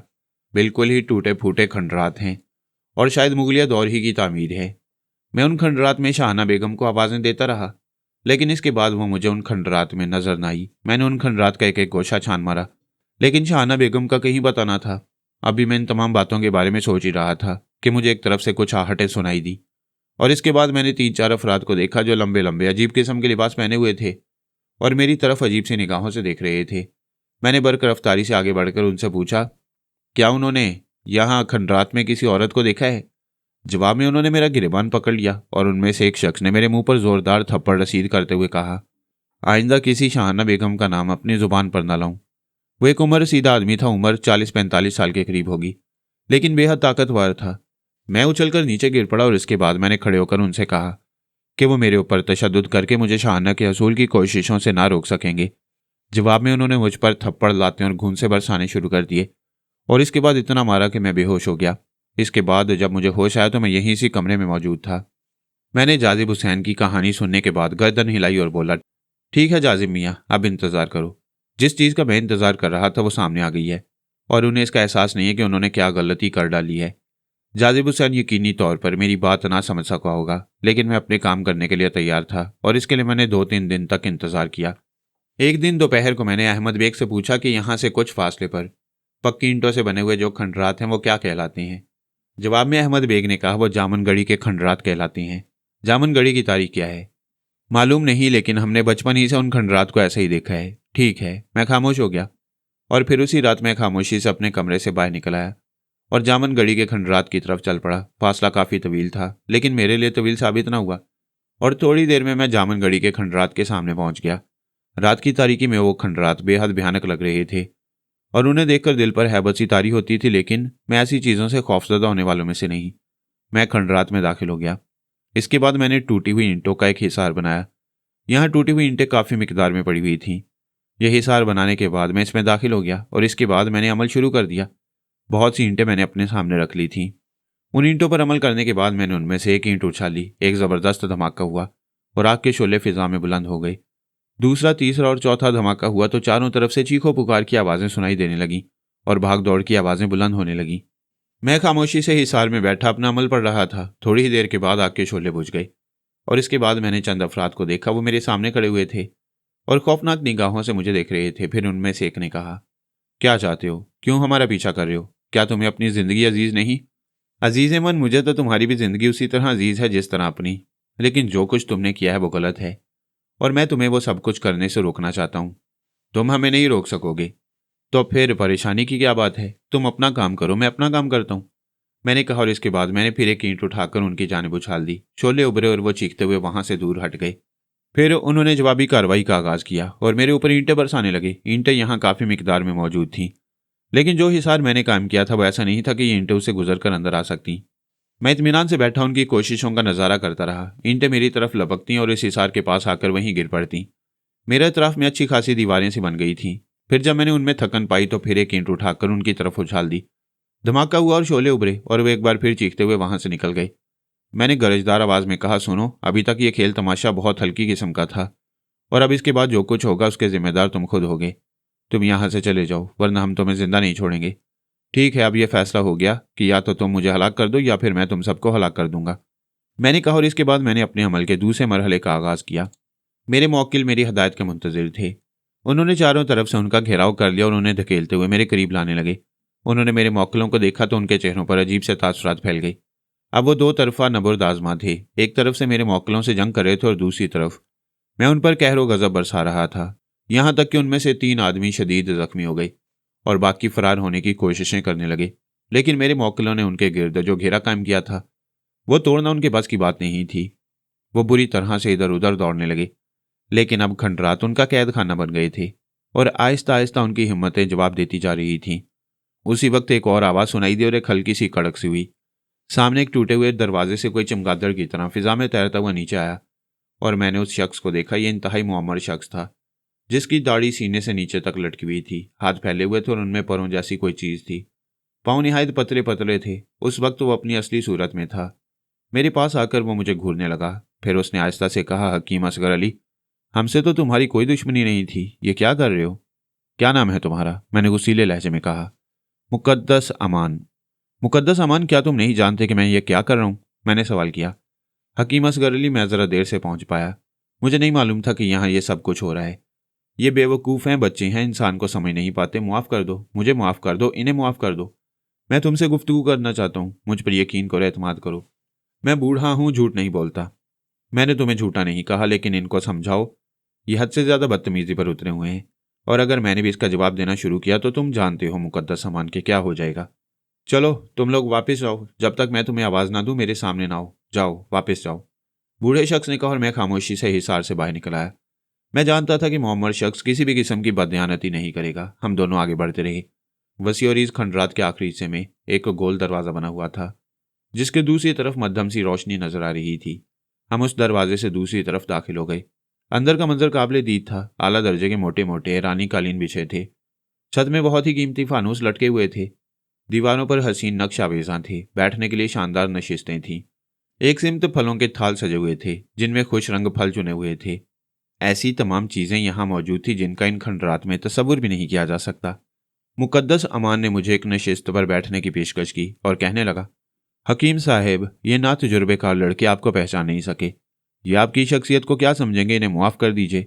मैं आपके बारे में जानता हूँ, आप जैसी अजीम शख्सियत का मुकाबला ये बेवकूफ़ लड़के क्या कर सकेंगे। बदकिस्मती से मैं उस वक्त मौजूद ना था जब इन्होंने आपसे गुस्ताखी का आगाज़ किया, वरना यह सब कुछ ना होता। मियाँ मुकद्दस अमान, सूरत हाल के बारे में अगर तुम्हें इल्म है तो तुम खुद अंदाज़ा लगा सकते हो कि मैं इस मसले को नज़रअंदाज नहीं कर सकता। ये सब कुछ बेहद ज़रूरी है क्योंकि इसका शुमार बुराई में होता है। क्या तुम्हें मुकम्मल सूरत हाल मालूम है? मुझे खुशी होगी अगर आप मेरे यहाँ थोड़ी सी ज़ियाफ़त कबूल फरमाएं। हाजत नहीं है मुकद्दस अमान, तुम सिर्फ काम की बातें करो। हकीम साहब, मैंने आपके बारे में बहुत कुछ मालूम कर लिया है। मैं जानता हूँ कि आप आला सिफ़ात के मालिक हैं। बराहे करम दोस्ती का आगाज़ कीजिए। मेरी भला क्या मजाल कि आपसे किसी तौर इनहराफ करूँ। तुमने मुझे यहाँ तक बुलाया और इस बात का एतराफ़ किया कि इन लोगों ने बदतमीज़ी शुरू कर दी थी, इसलिए मेरे और अपने दरमियान दोस्ती ही तसव्वुर करो। दोस्ती इन तमाम चीज़ों की मोहताज नहीं होती। क्या तुम्हें इस बात का इल्म है कि जाजिब हुसैन की अहलिया शाहाना इन लोगों के कब्ज़े में है और इन्होंने उसे गासिबाना तौर पर कैद कर रखा है? हाँ, अब मुझे इस बात का इल्म हो गया है और मैं इस पर शर्मिंदा हूँ, लेकिन हकीम साहब, इन तमाम कोशिशों के पसे पर्दा एक कहानीकार फरमा है। आप उस तफसील को सुन लें और उसके बाद जो फैसला कर लें कि कौन कितना मुजरिम है और किसने क्या गलती की है। फरमाइए मुकद्दस अमान साहब, मैं सुन रहा हूँ। बहुत पुरानी बात है हकीम साहब, आप इन बच्चों की उम्र का तयन कर लीजिए। उस वक्त का तयन कर लीजिए जब ये नन्हे नन्हे मासूम फूलों की मानंद इन बस्तियों में आबाद थे। फतेहगढ़ के मिर्ज़ा फरासत बेग बेशक एक अच्छे ख़ानदान से ताल्लुक़ रखते थे और नेक नामों में शुमार होते थे। इनकी बच्ची शाहाना फरासत बेग अक्सर टहलती हुई इस तरफ आ जाती थी और फिर उसके हम उम्र बच्चे ज़ाहिर अमान ने उसे देखा और दोनों के दरमियान एक मासूम मोहब्बत कायम हो गई। फरासत बेग की बेटी ज़ाहिर अमान के साथ खेलने निकल आती थी और ज़ाहिर अमान उस पर जान छिड़कने लगा था। ये मासूम मोहब्बत परवान चढ़ने लगी और दोनों की उम्रें इस काबिल हो गईं कि वो एक दूसरे की मोहब्बत को महसूस करने लगे। ज़ाहिर अमान के सीने में शाहाना की तस्वीर चिस्पा हो गई। फिरासत बेग इन तमाम वाक़यात से लाइलम थे। फिर बहालत मजबूरी ज़ाहिर अमान का बाप मिर्ज़ा फरासत बेग से दोस्ती करने पर आमादा हो गया क्योंकि उसे अपने इकलौते बेटे की मोहब्बत भी अजीज़ थी। मिर्ज़ा फरासत बेग ने इस दोस्ती को कबूल किया और ज़ाहिर अमान के बाप ने यानी मेरे बेटे ने मिर्ज़ा फरासत बेग के बहुत से मामलात में उसकी मदद की। यूं ही दौरान गुफ्तगू एक बार मिर्ज़ा फरासत बेग से मेरे बेटे की गुफ्तगू हुई और उसने मेरे पोते ज़ाहिर अमान को मिर्ज़ा फरासत बेग के सामने करते हुए कहा कि वो उसे अपनी दामादी में कबूल करें। मिर्ज़ा फरासत बेग ने हंसते हुए कहा कि इससे बड़ी खुशकिस्मती और क्या हो सकती है कि वो इस खानदान से मुंसलिक हो जाएं। गोया ये एक तरह का वादा हो गया था और इस वादे ने बहुत सी मुश्किलों का हल पेश कर दिया। फिर वक्त बदला और मिर्ज़ा फरासत बेग ने पाकिस्तान जाने की ठानी और यहाँ से चले गए। अचानक ये फैसला किया गया था और रातों रात वो यहाँ से गए थे। कुछ मालूम ना हो सका कि वो कहाँ चले गए हैं, लेकिन ज़ाहिर अमान शाहाना की जुदाई बर्दाश्त न कर सका और उसकी कैफियत ख़राब हो गई।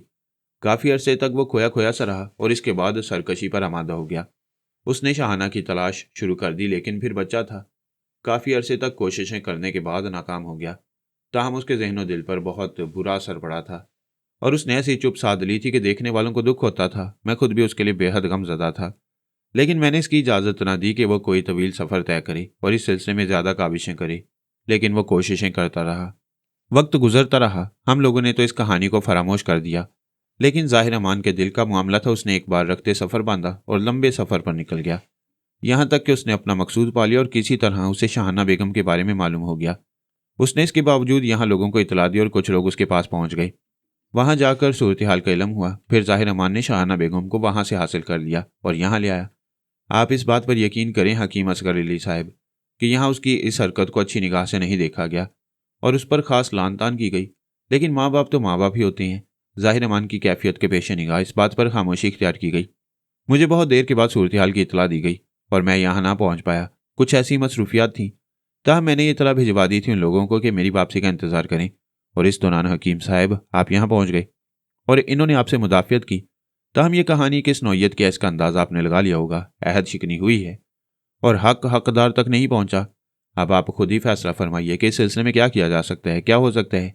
मुकद्दस अमान, तुम्हें सूरत हाल का मुकम्मल तौर पर इल्म नहीं है, या फिर तुम्हें जानबूझकर लाइलम रखा गया है?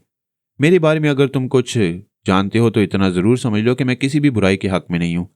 अगर इन तमाम मामलात में कोई ऐसा पहलू होता जिससे तुम्हें भी शिकायत ना होती तो शायद मैं मुदाफ़ियत ना करता। जो कुछ हो चुका है अगर वह तुम्हारे इल्म में नहीं है तो उसकी मुख्तसर तफसील मुझसे सुन लो। शहाना बेगम की शादी जाजिब हुसैन नामी एक शख्स से हो चुकी है। वो जाजिब हुसैन के एक बच्चे की माँ भी बन गई थी, लेकिन शायद तुम्हारे पोते ज़ाहिर अमान ने उसे माँ की हैसियत से बर्दाश्त ना किया और उसकी माँ की गोद से उसका बच्चा बिछड़ गया। ये सब ज़ाहिर अमान की कारकर्दगी थी और इसके बाद उसने उस शादीशुदा और बाहिया मुसलमान खातून को हरासा करना शुरू कर दिया और उसे उसके शौहर से बदजन करने की कोशिशों में मसरूफ़ हो गया। लेकिन मुकद्दस अमान, मुसलमान लड़की एक बार मुकद्दस आयात की रोशनी में जिस शख्स को अपनी ज़िंदगी का साथी मुंतखब कर लेती है वो ज़िंदगी ही का नहीं बल्कि मौत के वक्त तक का साथी होता है। और किसी भी वक्त शहाना बेगम ने किसी दूसरी हस्ती को अपने मुहिब की हैसियत से कबूल नहीं किया, लेकिन तुम्हारा पोता ज़ाहिर अमान उसे तरह तरह से परेशान करता रहा और जब वो किसी भी तौर उसके काबू में ना आई और दरमियान में मुझे आना पड़ा तो फिर ज़ाहिर अमान ने उसे वहाँ से गायब करके यहाँ तक पहुँचा दिया। मुकद्दस अमान, चंद बातें खसूसन नोट करो। पहली बात तो ये कि क्या मिर्ज़ा फरासत बेग को ये बात मालूम थी कि तुम नारी हो और तुम्हारा ताल्लुक अशरफुल मखलूकात से नहीं है? तुम इंसान नहीं जिन हो। जवाब दो, क्या फरासत बेग को ये मालूमात हासिल थी और ये जानने के बाद उसने इस रिश्ते का वादा किया था? नहीं हकीम साहब, फिरासत बेग ये नहीं जानता था, लेकिन हम भी साहिब किताब हैं और इंसानों की रखवाली करना भी जानते हैं। बहुत से ऐसे वाक़यात पेश आए हैं जिनमें इंसान लड़कियां हमारे घरों तक पहुंच गई हैं और हमने उन्हें दुनिया की हर लज्जत से हमकनार किया है और उन्हें हर तरह की सहूलतें मुहैया की हैं। सोच समझ कर गुफ्तगू करो मुकद्दस अमान। मैं दुरुस्त अर्ज कर रहा हूँ हकीम साहब। आप चाहें तो मैं इसका सबूत पेश कर सकता हूँ। मैं मानता हूँ कि ऐसा हुआ है, लेकिन क्या किसी ने जानबूझकर ऐसा किया है? जानबूझकर? हाँ। इंसान ये जुर्रत कभी नहीं कर सकते कि अपनी बेटियां खुशी से जिन्नात के हवाले कर दें, मगर ऐसा हुआ तो है। मैं आपको हवाले दे सकता हूँ। एक मौलवी शमसुद्दीन थे। मुझे कहानियां ना सुनाओ मुकद्दस अमान, हक़ाइक़ पर गौर करो। वह शादीशुदा है। मियाँ बीवी ऐशो इशरत की ज़िंदगी गुजार रहे थे कि तुम्हारे पोते ने उनकी ज़िंदगी में मुदाखलत की और अपने हथकंडों से काम लेकर इसे अगवा कर लिया। मैं इसकी तफसील बता चुका हूँ। इस तफसील में ही खोट है। फिरासत बेग को अगर ये मालूम हो जाता कि ज़ाहिर अमान कौन है तो वो कभी हामी ना भरता। हाँ, ये दुरुस्त है और फिर मैं सारी बातें मान सकता हूँ, लेकिन वो शादीशुदा है और तुम ये भी जानते हो कि एक शादीशुदा औरत पर नाजायज़ कब्जे की कोशिश करना कितना बड़ा गुनाह है। बताओ, क्या दीन इसकी इजाज़त देता है? नहीं हकीम साहब, हरगिज़ नहीं। तो फिर ऐसा क्यों हुआ? मैं अर्ज कर चुका हूँ। क्या? कम अज़ कम मैं इन वाक़यात से लाइलम था। तुम इस ख़ानदान के सरबरा हो। समझा तो ऐसा ही जाता है। तुम्हें इस ख़ानदान पर इख्तियार नहीं है। क्या बताऊँ हकीम साहब, नई नस्लें पुराने इक़दार की कदरें खो बैठी हैं। बुजुर्गों की वो हैसियत कहाँ रही जो कभी थी। फ़र्क इंसानों में ही नहीं पैदा हुआ है, हम भी इसका शिकार हैं। फिर डरता हूँ वह सरकशी पर आमादा हो गया तो फिर मैं भी मजबूर हूँ। मैं उसे बुलाता हूँ, मुकद्दस अमान ने कहा और अपनी जगह से उठकर बाहर निकल गया।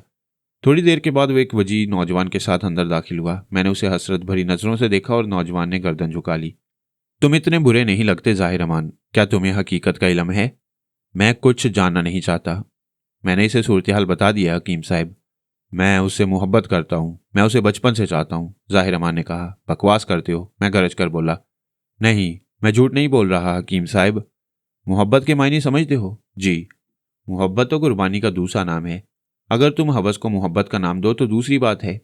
हकीम साहब, मैं बचपन से उसे चाहता हूँ। मान लिया मैंने, मगर तुमने उसे उस वक्त हासिल किया जब वो शादीशुदा थी। मैं उसे तलाश नहीं कर पाया। यह भी तुम्हारी नाम निहाद मोहब्बत की शिकस्त है साहिबजादे। मोहब्बत तो कच्चे घड़े पर दरिया अबूर करती है, दूध की नहरें निकाल देती है। तुम जानते हो अब वो शादीशुदा है, लेकिन मैं नहीं। ज़ाहिर अमान, वो अपने शौहर के साथ खुश थी, एक अच्छी जिंदगी गुजार रही थी। तुमने उसे बर्बाद करने का मंसूबा बनाया। वो कभी खुशी से तुम्हें कबूल ना करेगी। मोहब्बत एक आफाकी जज्बा है, इसे हवस से बदलने की कोशिश ना करो। मगर हकीम साहब, मैं क्या करूं? उसे उसके शौहर के हवाले कर दो। अगर मोहब्बत करते हो उससे तो उसको खुशहाली और सुकून दो। इसी का नाम मोहब्बत है। वो एक बाहया और शौहर परस्त औरत है, उसे रुसवा ना करो। ज़ाहिर अमान बिलक बिलक कर रो पड़ा था। हकीम साहब, मैं किसी से नहीं डरता। आप मुझे ज़्यादा से ज़्यादा मार सकते हैं, मैं मर जाऊंगा, लेकिन नहीं मियाँ, तुम जिंदा रहो, खुद को संभालो। अगर वो शादीशुदा ना होती तो मैं दखल अंदाजी ना करता, लेकिन अब मैं क्या करूं? वो कहाँ है? मैंने पूछा। मौजूद है, ज़ाहिर अमान ने जवाब दिया। जाओ उसे ले आओ और मेरे साथ रुखसत कर दो। ज़ाहिर अमान, मोहब्बत कुर्बानी का दूसरा नाम है। तुम्हें अगर वाकई उसे मोहब्बत है तो मेरे बेटे, वो तुम्हारी तकदीर में नहीं थी। और फिर इस फ़र्क को भी महसूस करो जो उसके और तुम्हारे दरमियान है। उसे दे सकते हो तो जिंदगी की खुशियां दे दो, बाकी सब बातें बेकार हैं। तुम उसे उसके हकूक दे दो, यही मोहब्बत की मेराज है। जाहिर अमान अपनी जगह से उठ गया और कमरे से बाहर निकल गया। मुकद्दस अमान ने इस दौरान हमारी गुफ्तगू में मदाखलत नहीं की। जाहिर अमान के जाने के बाद वो बोला, मेरा खानदान बादेमाल नहीं है हकीम साहब, बच्चा है। और फिर सच यही है कि बचपन की मोहब्बत हमेशा हमेशा दिल पर नक्श रहती है। अब ये दूसरी बात है कि मोहब्बत बेजोड़ थी। मैंने कोई जवाब ना दिया। थोड़ी देर के बाद जाहिर अमान वापस आया तो शाहाना उसके साथ थी। बुरे अहवाल हो रही थी बेचारी, अजीब सी कैफियत का शिकार थी। मैंने उसके सर पर हाथ फेरते हुए कहा, शाहाना बेटी, मुझे पहचानती हो? वो खोई खोई सी निगाहों से मुझे देखने लगी। फिर उसने आहिस्ता से कहा, हाँ। जाजिब हुसैन को जानती हो? मैंने सवाल किया और शाहाना के चेहरे पर एकदम नुमाया तब्दीली नमूदार हो गई, जैसे उसके जहन से वो असरात ज़ाइल हो गए हों जो अब तक कायम थे। उसने भटकी हुई निगाहों से इधर उधर देखा, फिर बोली, वो कहाँ हैं? कौन? जाजिब हुसैन? हाँ, मौजूद हैं बेटी, तुम चलोगी उनके पास? हाँ हाँ, वो रो पड़ी और मैं उसे तसल्लियां देने लगा। जाहिर अमान ने गर्दन झुका ली थी। शाहाना मुस्तरबाना अंदाज में बोली, कहाँ है वो? मैं कहाँ हूँ? ये सब क्या है? कुछ नहीं है, चलो अपना हुलिया संभाल लो, मैं तुम्हें लेकर चलता हूँ, मैंने कहा और शाहाना आंसू खुश्क करने लगी। मुकद्दस अमान ने अपने गले से एक हार उतार कर शाहाना की तरफ बढ़ाते हुए कहा, लो बेटी, ये रख लो। जब भी कभी तुम्हें कोई मुश्किल दरपेश हुई, ये तुम्हारे काम आएगा। हकीम साहब, इस बच्ची से कह देना कि उसे जो तकलीफ पहुंची, हम सब इसके लिए माजरत ख्वाह हैं, लेकिन तकदीर में जो कुछ लिखा होता है वो किसी न किसी शक्ल में ज़हूर पजीर हो जाता है। जो गुजरना थी वो गुजर गई, अब जाहिर अमान उसे कोई तकलीफ ना देगा। बहुत बहुत शुक्रिया मुकद्दस अमान, मैं जिस काबिल भी हूँ हमेशा तुम्हारे लिए हाजिर हूँ। तुमने मेरी इज्जत रखी है, खुदा तुम्हारी इज्जत रखेगा। कभी कोई ज़रूरत पेश आए तो मुझे ना भूलना। मुकद्दस अमान ने मुझसे मुसाफिया किया और इसके बाद मैं शाहाना को लेकर चल पड़ा। बड़ी कामयाबी से यह मसला हल हो गया था और इंतहाई पायदार बुनियाद पर। किस्सा मुख्तसर, मैं शाहाना को साथ लिए हुए नुसरत बेग के घर में दाखिल हुआ और एक हलचल सी मच गई। सभी मौजूद थे, जाजिब हुसैन भी था। शाहाना को देखकर वो बिलक पड़ा और जज्बाती हो गया। मैंने उसे समझाते हुए कहा कि वो शाहाना के जहन को ख़राब ना करे। तमाम मुश्किलात का हल खुदावंद कद्दूस ने दे दिया है और अब कोई मुश्किल दरपेश नहीं। सो वो पाकिस्तान चला जाए और अपनी बकिया ज़िंदगी को पुरसुकून बनाए। वहाँ सब लोग इस अजीबोगरीब मसले पर हैरान थे और सवालात पर सवालात किए जा रहे थे कि शाहाना कहाँ थी और ये किस्सा क्या है। लेकिन जाहिर है ऐसी बातें सबको बताने के लिए नहीं होती। शाहाना की काफ़ी आवभगत की गई। मुझे वापस बिजनौर जाना पड़ा। चुनाचे मैंने उन लोगों से रुखसत तलब की। फिर जाजिब हुसैन से मैंने कहा कि शाहाना को कानूनी तौर पर ले जाने के लिए उसे कुछ मुश्किलात दरपेश होंगी। अगर वो इस सिलसिले में कुछ कर सकता है तो ठीक है, वरना मैं कोशिश करूंगा। जाजिब हुसैन परेशान हो गया था, लेकिन इस परेशानी का हल भी मुकद्दस अमान की तरफ से पेश कर दिया गया और वही ये सब कुछ कर सकता था। चुनाचे जाजिब हुसैन को शाहाना के सिलसिले में तमाम कागजात और पासपोर्ट वगैरह मिल गए और इसके बाद मैं उन सब से रुखसत होकर बिजनौर के लिए रवाना हो गया ताकि अहलिया को लेकर पाकिस्तान वापस चला जाऊं।